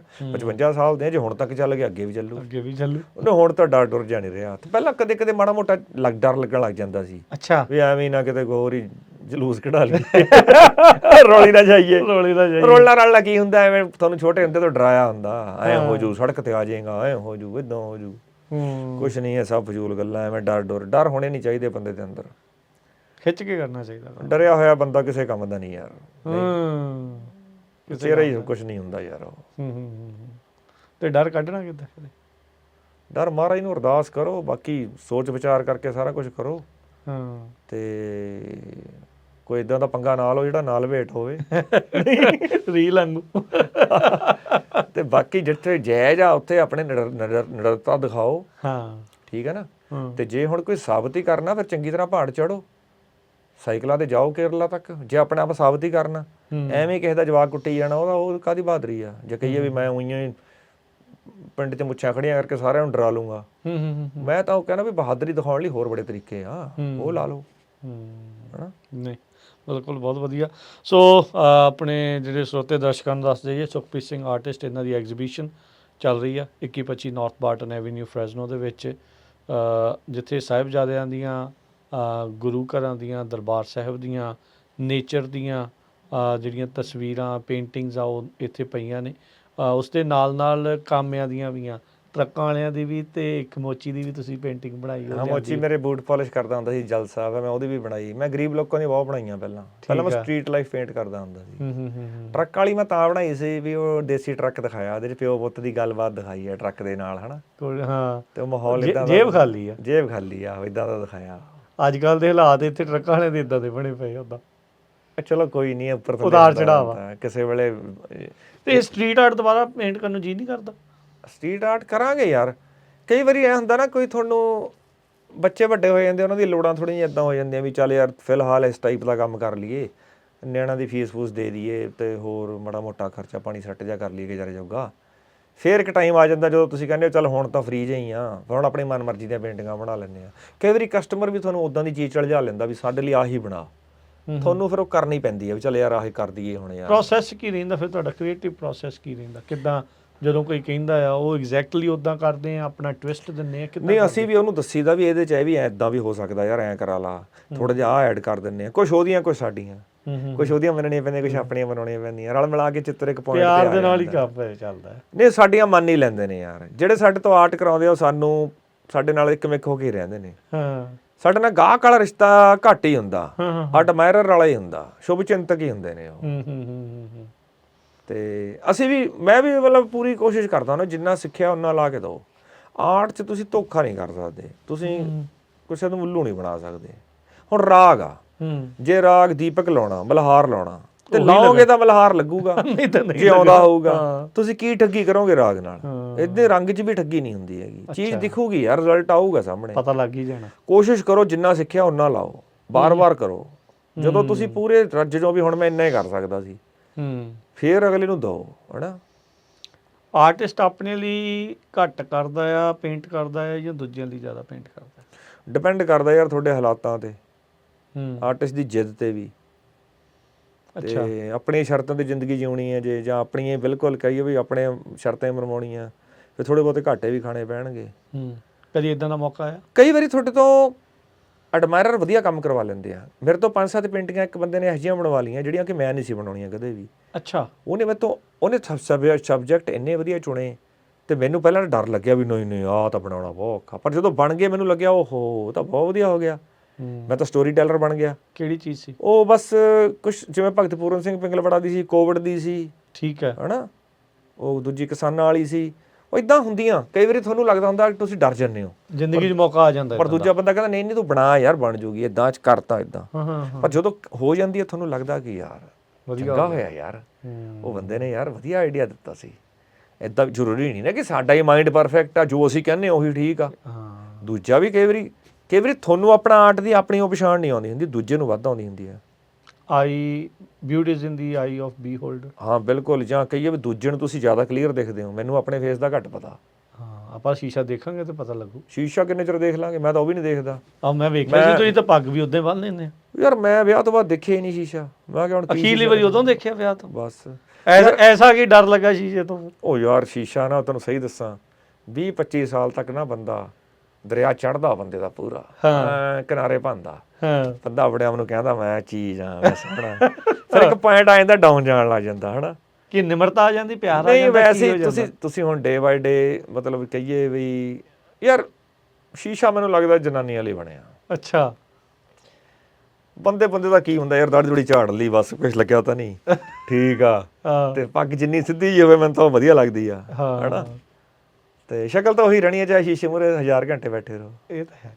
ਪਰ ਇੱਕ ਸ਼ੇਰ ਆ ਗਾਲਿਬ ਦਾ, ਹਾਂਜੀ, ਇਰਸ਼ਾਦ, ਕਹਿੰਦਾ ਕਰੋੜੋਂ ਕਾ ਹੋ ਬੇਸ਼ੱਕ ਹੀਰਾ, ਹਨਾ, ਵੀ ਹੀਰਾ ਕਰੋੜਾਂ ਦਾ ਵੀ, हीरा पहनने के बाद आदमी जाता तो शीशे के पास ही है। शीशा चाहे 5 रुपए ਦਾ ਹੋਵੇ, शीशा चाहे 5 ਦਾ ਹੋਵੇ, ਸਹੀ ਗੱਲ ਆ। ਕਮਾਲ ਦੀਆਂ ਗੱਲਾਂ ਨੇ। ਸੋ ਦੇਖੋ, ਬੜੀ ਵਧੀਆ ਖੁੱਲ੍ਹ ਕੇ ਗੱਲਾਂ ਕੀਤੀਆਂ ਤੁਸੀਂ, ਬਹੁਤ ਮਜ਼ਾ ਆਇਆ ਗੱਲਬਾਤ ਜਿਹੜਾ ਉਹ ਕਰਨ ਦਾ। ਉਮੀਦ ਕਰਦੇ ਤੁਹਾਨੂੰ ਵੀ ਮਜ਼ਾ ਆ ਰਿਹਾ ਹੋਊਗਾ। ਆਰਟ ਕੈਂਪ ਦੇ ਨਾਲ ਐਗਜ਼ੀਬਿਸ਼ਨ ਜਿਹੜੀ ਉਹ ਚੱਲ ਰਹੀ ਆ। ਬਾਕੀ art camp Punjabi radio USA Punjabi culture centre ਵੱਲੋਂ ਹਰ ਸਾਲ ਲੱਗਦਾ, 5ਵਾਂ ਇਸ ਵਾਰ ਆ। ਇਸ ਤੋਂ ਪਹਿਲਾਂ ਜਰਨੈਲ ਸਿੰਘ ਜੀ ਆਰਟਿਸਟ, ਪਰਮ ਸਿੰਘ ਜੀ, ਅਤੇ ਇਸ ਵਾਰ ਸੁਖਪ੍ਰੀਤ ਸਿੰਘ ਜੀ, ਉਹ ਆਪਣੇ ਨਾਲ ਜੁੜ ਕੇ ਇਹ ਬੱਚਿਆਂ ਨੂੰ ਸਿਖਲਾਈ ਜਿਹੜੀ ਉਹ ਦੇ ਰਹੇ ਆ। ਛੋਟੇ ਛੋਟੇ ਬੱਚਿਆਂ ਦੇ ਵਿੱਚ ਇਹ ਫਾਈਨ ਆਰਟ, ਸੂਖਮ ਕਲਾਵਾਂ ਦੀ ਇਹ ਪਿਰਤ ਪਵੇ ਤਾਂ ਵਧੀਆ ਆ, ਕਿਉਂਕਿ ਆਪਣੇ ਲਈ, ਕੌਮ ਦੇ ਲਈ ਬਹੁਤ ਸਾਰੀਆਂ ਚੀਜ਼ਾਂ ਜਿਹੜੀਆਂ ਉਹ ਪੇਸ਼ ਕਰਦੀਆਂ। ਸਟੋਰੀ ਟੈਲਰ ਜਿੱਦਾਂ ਤੁਸੀਂ ਕਿਹਾ ਵੀ ਉਹ ਬਣਨਗੇ, ਅਤੇ ਨਵੀਆਂ ਚੀਜ਼ਾਂ ਉਹ ਜਿਹੜੀਆਂ ਉਹ ਆਪਣੇ ਸਾਹਮਣੇ ਆਉਣਗੀਆਂ। ਬੰਦਾ ਹਰ ਇੱਕ ਜਾਣਾ ਇੱਕ ਆਪਣੇ ਦਿਮਾਗ ਦੇ ਨਾਲ, ਆਪਣੀ ਚੀਜ਼ ਦੇ ਨਾਲ ਸੋਚਦਾ। ਜਿਹੜਾ ਆਰਟਿਸਟ ਦਾ ਦਿਮਾਗ ਆ ਜਾਂ ਆਰਟਿਸਟ ਦੀ ਜਿਹੜੀ ਕ੍ਰੀਏਟੀਵਿਟੀ ਆ, ਉਹ ਕਈਆਂ ਨੂੰ ਕਈ ਤਰੀਕੇ ਦੇ ਨਾਲ ਹੋਰ ਸੋਚਣ ਲਾ ਦਿੰਦੀ ਆ। 2 ਰੰਗ ਮਿਲ ਕੇ ਕभी ਹੋਤੇ ਨਹੀਂ ਹੈ ਜੁਦਾ। 2 ਰੰਗ ਮਿਲਦੇ ਆ, ਤੀਜਾ ਬਣਦਾ। ਏਦਾਂ ਰਾਗਾਂ ਦੇ ਉੱਪਰ ਰਾਗ ਆ, ਰੱਬ ਦੇ ਰੰਗ ਨੇ। ਸੋ ਬੱਚਾ ਟਿਊਬ 'ਚੋਂ ਰੰਗ ਕੱਢੂਗਾ, ਉਹਨੂੰ ਕਿਸੇ ਹੋਰ ਨਾਲ ਮਿਕਸ ਕਰੂਗਾ, ਨਵੀਂ ਕ੍ਰੀਏਟੀਵਿਟੀ ਹੋਊਗੀ। ਮੈਂ 1-2 ਜਰਮਨ ਸੀ, ਉਹਨਾਂ ਨੂੰ 3 ਦਿਨ ਪੇਂਟਿੰਗ ਸਿਖਾਈ, ਬਜ਼ੁਰਗ ਸੀਗੇ, ਠੀਕ ਹੈ, ਪਹਾੜਾਂ 'ਚ ਕਿਤੇ ਮਿਲ ਗਏ। ਮੈਂ ਕਿਹਾ ਤੁਸੀਂ ਹੁਣ ਸਿੱਖ ਕੇ ਕੀ ਲੈਣਾ ਜਾਂ ਕੀ ਫਾਇਦਾ ਹੋਇਆ? ਕਹਿੰਦੇ ਯਾਰ ਪੇਂਟਿੰਗ ਇਹ ਨਹੀਂ ਕਿ ਅਸੀਂ ਕੋਈ ਆਰਟਿਸਟ ਬਣਨਾ ਸੀ, ਕਹਿੰਦੇ ਸਾਡੀ ਰੰਗਾਂ ਦੀ ਸਮਝ ਵੱਧ ਗਈ, ਸਾਨੂੰ ਹੁਣ ਪਤਾ ਲੱਗਣ ਲੱਗ ਗਿਆ cobalt blue, ਪ੍ਰਸ਼ੀਅਨ blue, navy blue ਤੇ ਰਾਇਲ ਬਲੂ, ਇੰਡੀਗੋ ਬਲੂ 'ਚ ਫਰਕ ਕੀ ਆ। ਇਹ ਵੱਡੀ ਵੈਸੇ ਪ੍ਰੋਬਲਮ ਆ, ਆਪਾਂ ਹੁਣ ਲੈਣ ਕੁਛ ਜਾਂਦੇ ਲੈ ਕੁਛ ਆਉਂਦੇ, ਜਦੋਂ ਤੁਸੀਂ ਪੱਗ ਲੈਣ ਜਾਂਦੇ ਹੋ ਲਾਈਟਾਂ ਜਗਦੀਆਂ ਹੁੰਦੀਆਂ, ਤੁਸੀਂ ਕਹਿੰਦੇ ਹੋ ਯਾਰ ਮੈਨੂੰ ਨਾ olive green ਦਿਖਾ, ਅਗਲਾ ਤੁਹਾਨੂੰ ਫੋਰੈਸਟ ਗ੍ਰੀਨ ਦੇ ਕੇ ਕੱਟ ਕੇ ਕੈਂਚੀ ਉਹ ਮਾਰਦਾ, ਤੁਸੀਂ ਘਰੇ ਜਾ ਕੇ ਧੋਗੇ ਤਾਰ ਤੇ ਪਾਣੀ, ਕਹਿੰਦੇ ਆਹ ਕੀ ਲੈ ਆਂਦਾ। ਰੰਗਾਂ ਦੀ ਸਮਝ ਹੋਣੀ ਚੰਗੀ ਗੱਲ ਆ। ਈਵਨ ਆਪਾਂ ਜਦੋਂ ਨਿਸ਼ਾਨ ਸਾਹਿਬ ਦਾ ਵੀ ਕੱਪੜਾ ਲੈਣ ਜਾਂਦੇ ਪਤਾ ਨਹੀਂ ਲੱਗਦਾ, ਬਸ ਆਈ ਹੈ, ਕੋਈ ਜਲੇਬੀ ਰੰਗਾ ਲਿਆਉਂਦਾ, ਕੋਈ ਲੱਡੂ ਰੰਗਾ, ਜਿਵੇਂ ਦੁਕਾਨਦਾਰ ਛੱਡਦਾ ਵਾ ਕਹਿੰਦੇ ਚੱਕਦੇ। ਰੰਗਾਂ ਦੀ ਸਮਝ ਹੋਣੀ ਚਾਹੀਦੀ ਹੈ ਬੰਦੇ ਨੂੰ, ਹਰ ਇੱਕ ਨੂੰ ਲਾਉਣੀ ਚਾਹੀਦੀ ਹੈ। ਆਰਟ ਦਾ ਥੋੜਾ ਮਤਲਬ ਥੋੜਾ ਬਹੁਤਾ ਕਲਰ ਦਾ ਤਾਂ ਪਤਾ ਹੋਣਾ ਚਾਹੀਦਾ। 25-25 ਲਾਲ ਨੇ, 35-35 ਹਰੇ ਨੇ, ਲੈਚੀ ਕੁਛ ਕਹਿੰਦੀ ਆ, ਔਲਾ ਕੁਛ ਕਹਿੰਦਾ, ਥੋੜਾ ਥੋੜਾ ਫਰਕ ਆ ਦੋਨਾਂ 'ਚ। ਫੋਰੈਸਟ ਗ੍ਰੀਨ ਹੋਰ ਆ, ਜੰਗਲ ਗ੍ਰੀਨ ਹੋਰ ਆ, ਸੈਪ ਗ੍ਰੀਨ ਹੋਰ ਆ, ਪੈਰਟ ਗ੍ਰੀਨ ਹੋਰ ਆ ਤੋਤੇ ਦਾ, ਹਨਾ, ਵਿਰੀਡਨ ਗ੍ਰੀਨ ਹੋਰ ਆ, ਬਸ ਗ੍ਰੀਨ ਹੋਰ ਆ, ਠੀਕ ਆ। ਤੇ ਸੋ ਜਦੋਂ ਤੁਹਾਨੂੰ ਜਿਹੜੇ ਐਡਮਾਇਰਰ ਜਿੱਦਾਂ ਤੁਸੀਂ ਕਹਿੰਦੇ ਮਿਲਦੇ ਆ, ਤੁਹਾਨੂੰ ਇਹ ਵੀ ਕਹਿੰਦੇ ਆ ਵੀ ਕੋਈ ਪਿਆਰ ਮੁਹੱਬਤ ਵਾਲੀਆਂ ਵੀ ਬਣਾਓ ਪੇਂਟਿੰਗਸ, ਉੱਦਾਂ ਦੀਆਂ ਵੀ ਬਣਾਉਂਦੇ ਆ, ਜਾਂ ਹਰ ਇੱਕ ਨੂੰ ਹਰ ਇੱਕ ਚੀਜ਼ ਵੱਖਰੀ ਚੀਜ਼ ਨਜ਼ਰ ਆਉਂਦੀ ਹੈ ਪੇਂਟਿੰਗਸ 'ਚੋਂ? ਵੈਲ ਮੈਂ ਉਹ ਨਹੀਂ ਬਣਾਈਆਂ ਯਾਰ ਪਿਆਰ ਮੁਹੱਬਤ ਵਾਲੀਆਂ। ਪਿਆਰ ਮੁਹੱਬਤ ਤਾਂ ਤੁਹਾਡੇ ਦਿਲ 'ਚ ਹੀ ਹੁੰਦਾ, ਸਾਰਿਆਂ ਨਾਲ ਕਰੋ, ਵਧੀਆ ਵਾ। ਦੂਜੀਆਂ ਹੁਣ ਗਾਣੇ ਵਾਲਿਆਂ ਨੇ ਬਸ ਕਰਾਤੀ ਪਿਆਰ ਮੁਹੱਬਤ ਦੀ, ਹਨਾ। ਮੈਂ ਕਹਿੰਦਾ ਉਹੀ ਵਿਚਾਰਿਆਂ ਨੇ ਡਿਪਾਰਟਮੈਂਟ ਐਡਾ ਵੱਡਾ ਉਹਨਾਂ ਦਾ ਸਾਂਭ ਲਿਆ, ਹਨਾ, ਤੇ ਕੁੜੀਆਂ ਦੀਆਂ ਤਾਰੀਫਾਂ ਬਹੁਤ ਕਰੀ ਜਾਂਦੇ ਨੇ ਉਹ, ਹਨਾ। ਤੇ ਮੈਂ ਇੱਕ ਖੁਦਾ ਬਖਸ਼ ਦੀ ਪੇਂਟਿੰਗ ਆ ਹੀਰ ਰਾਂਝਾ, ਉਹ ਬਣਾਉਣ ਦੀ ਮੇਰੀ ਬੜੀ ਤਮੰਨਾ। ਉਹ 'ਚ ਨਾ ਰਾਂਝੇ ਨੂੰ ਹੀਰ ਦੀਆਂ ਸਹੇਲੀਆਂ ਸ਼ਮਕਾਂ ਨਾਲ ਕੁੱਟਣ ਆਈਆਂ ਨੇ। ਅੱਛਾ। ਤੇ ਹੀਰ ਰੋਕਦੀ ਹੈ, ਕਹਿੰਦੀ ਰੁਕ ਜਾਓ, ਛੱਡ ਜਾਓ, ਕੋਈ ਮੇਰੇ ਤੋਂ ਵੀ ਸੋਹਣਾ ਹੈ। ਉਹ ਹੈ ਉਹਦਾ ਸੀਨ ਬੜਾ ਤਕੜਾ, ਮੈਂ ਕਰੂੰਗਾ। ਠੀਕ ਆ, ਇਹ ਹੈ ਇੱਛਾ ਮਨ ਦੀ। ਹਾਂ, ਉਹ ਮੈਂ ਕਿਉਂ ਨਹੀਂ, ਕਈ ਵਾਰੀ ਕੋਈ ਪੁਰਾਣੀ ਪੇਂਟਿੰਗ ਹੁੰਦੀ ਆ, ਤੁਸੀਂ ਉਹਨੂੰ ਰਿਪੀਟ ਕਰਕੇ ਖੁਸ਼ ਹੁੰਦੇ ਹੋ, ਜਿਹਨੂੰ ਆਪਾਂ ਰੈਪਲੀਕਾ ਕਹਿੰਦੇ ਆ। ਕਰਨਾ ਚਾਹੀਦਾ ਰੈਪਲੀਕਾ, ਕਈ ਵਾਰੀ ਪਿੱਛੇ ਚੀਜ਼ਾਂ ਬਹੁਤ, ਆਪਾਂ ਕਈ ਵਾਰੀ ਕਿਸੇ ਦਾ ਗੀਤ ਪੁਰਾਣਾ ਚੱਕ ਕੇ ਦੁਬਾਰਾ ਗਾ ਲੈਂਦੇ ਆ, ਏਦਾਂ ਹੋ ਜਾਂਦਾ, ਕੋਈ ਗੱਲ ਨਹੀਂ। ਜੇ ਕਿਸੇ ਚੀਜ਼ ਤੋਂ ਇੰਸਪਾਇਰ ਹੋ, ਉਹਨੂੰ ਰਿਪੀਟ ਕਰ ਲਓ, ਕੁਛ ਨਹੀਂ ਫਰਕ ਪੈਂਦਾ। ਠੀਕ ਆ। ਤੁਸੀਂ ਮਹਾਰਾਜਾ ਰਣਜੀਤ ਸਿੰਘ ਦੀਆਂ ਪੇਂਟਿੰਗਸ ਵੀ ਇਦਾਂ ਕਾਫੀ ਤੁਸੀਂ ਉਸ ਨੂੰ ਅਪਡੇਟ ਕਰਦੇ ਰਹਿੰਦੇ ਆ? ਮੈਂ ਉਹ ਦਰਬਾਰ ਬਣਾਇਆ, ਬੜਾ ਮੇਰਾ ਵਧੀਆ ਗਿਆ। ਉਹ ਤੋਂ ਬਾਅਦ ਮੈਂ ਉਹਦੇ 'ਚ ਨਵੇਂ ਅੰਗਰੇਜ਼ ਫਿੱਟ ਕੀਤੇ ਵੀ ਜਿਹੜੇ ਮਹਾਰਾਜਾ ਕੋਲ ਜੌਬ ਕਰਦੇ ਸੀਗੇ। ਉਹ ਕਿੱਥੋਂ ਲੱਭ ਕੇ ਲਿਆਂਦੇ? ਉਹ ਅਸੀਂ ਲੱਭ ਲੈਂਦੇ ਹਾਂ ਪੁਰਾਣੀਆਂ ਕਿਤਾਬਾਂ 'ਚੋਂ। ਬੋਬੀ ਸਿੰਘ ਨੇ ਇੰਗਲੈਂਡ ਬਹੁਤ ਸੋਹਣੀ ਖੋਜ ਕੀਤੀ ਉਹਨਾਂ ਤੇ, ਉਹਨਾਂ ਦੀ ਕਿਤਾਬਾਂ 'ਚੋਂ, ਹੋਰ ਇੱਧਰੋਂ ਉੱਧਰੋਂ। ਤੇ ਬਾਕੀ ਬਹੁਤ ਸਾਰੀਆਂ ਕਿਤਾਬਾਂ ਪੁਰਾਣੀਆਂ ਫਰੋਲਣੀਆਂ ਪੈਂਦੀਆਂ। ਕੁਝ ਵਾਰੀ ਤੁਹਾਡੀ ਕਿਸੇ ਨਾਲ ਟਾਕ ਹੋ ਰਹੀ ਹੁੰਦੀ ਹੈ ਕਿ ਦੂਰ ਦੂਰ ਬੁੱਧੀਜੀਵੀ ਬੈਠੇ ਆ, ਕੋਈ ਨਾ ਕੁਛ ਨਿਕਲਿਆ ਆਉਂਦਾ, ਤੇ ਜਦੋਂ ਤੁਸੀਂ ਉਹ ਪੇਂਟ ਕਰਦੇ ਹੋ ਮਹਾਰਾਜਾ ਦੇ ਪਿੱਛੇ, ਉਹੀ ਉਹਦੇ ਆਫੀਸਰ ਹਰ ਵਾਰ ਵੱਧ ਜਾਂਦੇ ਆ, ਕੋਈ ਨਾ ਕੋਈ ਲੱਭ ਜਾਂਦੇ ਆ। ਹੁਣ ਕਿੰਨੇ ਨੇ ਇਸ ਟਾਈਮ ਜਿਹੜੀ ਤੁਸੀਂ ਲੇਟੈਸਟ ਬਣਾਈ ਹੈ? ਉਹ 'ਚ ਮੇਰੇ 20-25 ਅਫਸਰ ਪਾਏ ਹੋਏ ਨੇ, ਮੈਂ ਹੋਰ ਵੀ ਪਾ ਲੈਣੇ ਆ। ਅੱਛਾ। ਤੇ ਮਹਾਰਾਜਾ ਦੇ ਅੱਗਿਓਂ ਬੱਚੇ ਜਿਹੜੇ ਉਹ ਪੇਂਟ ਕੀਤੇ, ਬੱਚਿਆਂ ਦੇ ਅੱਗਿਓਂ ਬੱਚੇ ਜਿਹੜੇ ਗੋਰਿਆਂ ਨਾਲ ਮਿਕਸ ਸੀ ਜਿਹੜਾ ਉਹਨਾਂ ਦਾ। ਉਹ ਇੱਕ ਕੋਰੀਅਨ ਬੜੇ ਸੋਹਣੇ ਪੇਂਟ ਕਰ ਰਿਹਾ ਸੀ ਯਾਰ, ਉਹ 91 ਇਅਰਸ 올ਡ, ਮਹਾਰਾਜਾ ਰਣਜੀਤ ਸਿੰਘ ਦਾ ਪਰਿਵਾਰ। ਹਾਂ, ਮੈਂ ਹੈਰਾਨ ਹੋ ਗਿਆ, ਮੈਂ ਉਹਨੂੰ ਮਿਲਿਆ, ਫਿਰ ਮੈਂ ਕੋਰੀਅਨ ਬੰਦਾ, ਮੈਂ ਉਹਨੂੰ ਉਸਤਾਦ ਬਣਾਇਆ ਆਪਣਾ। ਅੱਛਾ। ਇਸੇ ਸਾਲ 2024 'ਚ ਮੈਂ ਤਾਂ ਆਸ਼ੀਰਵਾਦ ਲਿਆ। ਕਿਉਂ ਨਹੀਂ ਯਾਰ, ਉਹਨੇ ਬੰਬਾ ਦਲੀਪ ਹੋਰ ਬਣਾਈਆਂ ਇੰਨੀਆਂ ਬਰੀਕ। ਅੱਛਾ। ਵਾਈ ਨਾਟ, ਕੋਈ ਵੀ ਹੋਵੇ ਦੁਨੀਆ ਦਾ ਕਿਸੇ ਵੀ ਕੰਟਰੀ ਦਾ। ਮੈਨੂੰ ਜ਼ਿੰਦਗੀ 'ਚ 2 ਕੋਰੀਅਨ ਮਿਲੇ, ਦੋਨੇ ਟੌਪ ਦੇ ਆਰਟਿਸਟ ਸੀ। ਅੱਛਾ ਜੀ। ਇੱਕ ਮੈਨੂੰ ਮਿਲਿਆ ਸੀ ਪਾਰਕ ਏਮ ਸੂ, ਲਦਾਖ 'ਚ। ਠੀਕ ਆ। ਉਹਨੇ ਸੜਕ ਤੇ ਖੜੇ ਨੇ ਮੈਨੂੰ ਕਿਹਾ ਯੂ ਐਨ ਆਰਟਿਸਟ? ਮੈਂ ਕਿਹਾ ਯੈਸ। ਕਹਿੰਦਾ ਤੈਨੂੰ ਕਿਵੇਂ ਪਤਾ? ਕਹਿੰਦਾ ਲਿਆ ਸਕੈਚ ਬੁੱਕ ਦੇ। ਉਹਨੇ ਬਸ ਮੇਰੇ ਵੱਲ ਦੇਖਿਆ, ਥੱਲੇ ਦੇਖਿਆ ਹੀ ਨਹੀਂ, ਇੱਕੋ ਲਾਈਨ 'ਚ ਮੈਨੂੰ ਆਊਟਲਾਈਨ ਕਰਤਾ, ਇੰਨਾ ਵਧੀਆ। ਦੂਜੀ ਵਾਰ ਮਿਲਿਆ ਮੈਨੂੰ, ਉਹ ਵੀ ਤਾਂ ਨਾਮ ਵੀ ਇਹੀ ਸੀ, ਪਾਰਕ। ਅੱਛਾ। ਬਜ਼ੁਰਗ ਜਿਹੜਾ 91 ਇਅਰ 올ਡ, ਜਿਹਨੂੰ ਹੁਣ ਤੁਸੀਂ ਉਸਤਾਦ ਤਾਂ ਓ ਹੋ ਬੜੀਆਂ ਬਰੀਕ ਬਣਾਈਆਂ ਯਾਰ ਉਹਨੇ। ਫਿਰ ਮੈਂ ਕਿਹਾ ਯਾਰ ਇਦਾਂ ਦਾ ਬੰਦਾ ਮਿਲੇ, ਉਹਨੂੰ ਉਸਤਾਦ ਕਹੋ, ਉਹਨੂੰ ਤੁਸੀਂ ਉਸਤਾਦ ਜੀ, ਵਧੀਆ ਚੀਜ਼ ਆ, ਆਸ਼ੀਰਵਾਦ ਲਓ। ਹਾਂ, ਨਹੀਂ ਆਪਾਂ ਲਿਆ ਆਸ਼ੀਰਵਾਦ ਉਹ ਤੋਂ 91 ਸਾਲ ਦੇ ਕੋਰੀਅਨ ਤੋਂ। ਕਿਉਂਕਿ ਉਸਤਾਦ ਕਿਸੇ ਵੀ ਦੁਨੀਆ ਦੇ, ਕਿਸੇ ਵੀ ਦੇਸ਼ ਦਾ, ਕਿਸੇ ਵੀ ਧਰਮ ਦਾ ਹੋ ਸਕਦਾ। ਗੁਣ ਲੈਣਾ ਕੋਈ ਗੱਲ ਨਹੀਂ। ਹਾਂ। ਕੀ ਸਿੱਖਿਆ ਫਿਰ ਉਹ ਤੋਂ? ਸਿੱਖਿਆ ਬਸ ਹੁਣ ਆਸ਼ੀਰਵਾਦ ਮਿਲ ਗਿਆ, ਹੁਣ ਆਪੇ ਉਹਦੇ ਆਪਣੇ ਆਪ ਉਹ ਚੀਜ਼ ਆ ਜੂਗੀ, ਕਲਾ ਆ ਜਾਣੀ ਵਿੱਚ ਆਪੇ। ਇਦਾਂ ਹੀ ਆ, ਉਸਤਾਦ ਖੁਸ਼ ਹੋ ਗਿਆ ਬਸ ਆ ਜੂਗੀ। ਹਾਂ, ਅੱਛਾ, ਆ ਜੂਗੀ।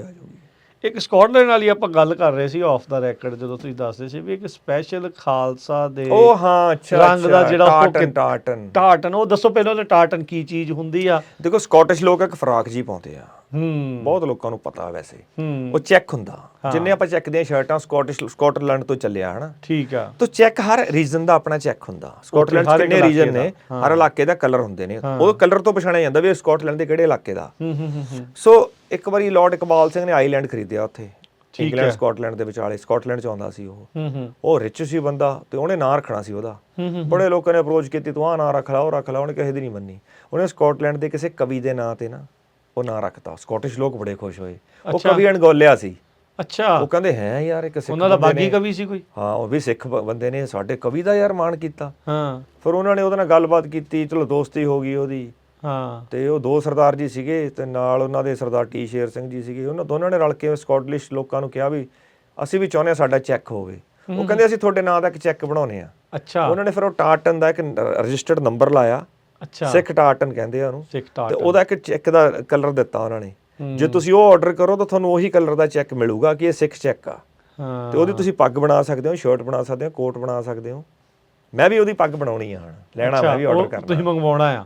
ਹਾਂ, ਚੰਗਾ ਮਹਿੰਗਾ ਹੁੰਦਾ। ਸਿੱਖ ਟਾਰਟਨ, ਟਾਰਟਨ, ਹਾਂ ਟਾਰਟਨ ਚੈੱਕ ਨੂੰ ਕਹਿੰਦੇ ਆ ਉਹ। ਠੀਕ ਉਹ ਲਵਾਂਗੇ ਆਪਾਂ ਵੀ, ਕਿਉਂ ਨਾ ਆਪਾਂ ਵੀ ਚੈੱਕ ਦੀ ਪੱਗ ਬੰਨ ਲਾਂਗੇ। ਵਧੀਆ, ਚੰਗਾ ਲੱਗੂਗਾ ਵੀ ਸਿੱਖਾਂ ਨੂੰ ਉਹਨਾਂ ਨੇ ਸਪੈਸ਼ਲ ਮਾਣ ਦਿੱਤਾ। ਮਾਣ ਦਿੱਤਾ, ਉਹ ਸਦਾ ਲਈ ਰਜਿਸਟਰਡ ਆ ਹੁਣ ਉਹ ਜਿਹੜਾ ਟਾਰਟਨ ਆ। ਉਹ ਵਾਲਾ ਕਲਰ ਤੁਸੀਂ ਕੋਟ ਬਣਵਾ ਲਓ ਉਹਦਾ। ਮੈਂ ਤਾਂ ਕਹਿੰਦਾ ਬਣਵਾਓ ਯਾਰ ਬਾਈ ਜੀ, ਚਾਹੀਦਾ। ਕਿਆ ਬਾਤ ਆ, ਤੁਸੀਂ ਪੱਕਾ ਬਣਵਾਇਓ, ਪ੍ਰੋਮਿਸ। ਚਲ ਠੀਕ ਆ, ਪੱਕਾ ਜੀ, ਠੀਕ ਆ, ਮੈਂ ਪੱਗ ਮੰਗਵਾਉਂਗਾ। ਠੀਕ ਹੈ ਜੀ, ਚਲ ਠੀਕ ਆ। ਚਲੋ ਜੀ, ਇਸੇ ਗੱਲ ਦੇ ਤੇ ਫਿਰ ਸਮਾਪਤੀ ਕਰੀਏ ਹੁਣ। ਸਮਾਪਤੀ ਕਰ ਦਿੰਦੇ ਆ ਜੀ। ਦੇਖ ਲਓ ਜੇ ਕੁਝ ਹੋਰ ਦੱਸਣਾ। ਨਾ ਬਹੁਤ ਹੋ ਗਿਆ ਯਾਰ, ਪਹਿਲਾਂ ਹੀ ਬਾਈ ਜੀ ਮਾਫ ਕਰਿਓ, ਬਹੁਤ ਬੋਲੇ ਆ, ਬੜੀਆਂ ਆਪਣੀਆਂ ਵਡਿਆਈਆਂ ਕੀਤੀਆਂ। ਠੀਕ ਆ, ਕੀ ਕਰੀਏ ਹੁਣ, ਮਸਾਲਾ ਇਕੱਠਾ ਹੋ ਜਾਂਦਾ, ਬੋਲਣਾ ਪੈਂਦਾ।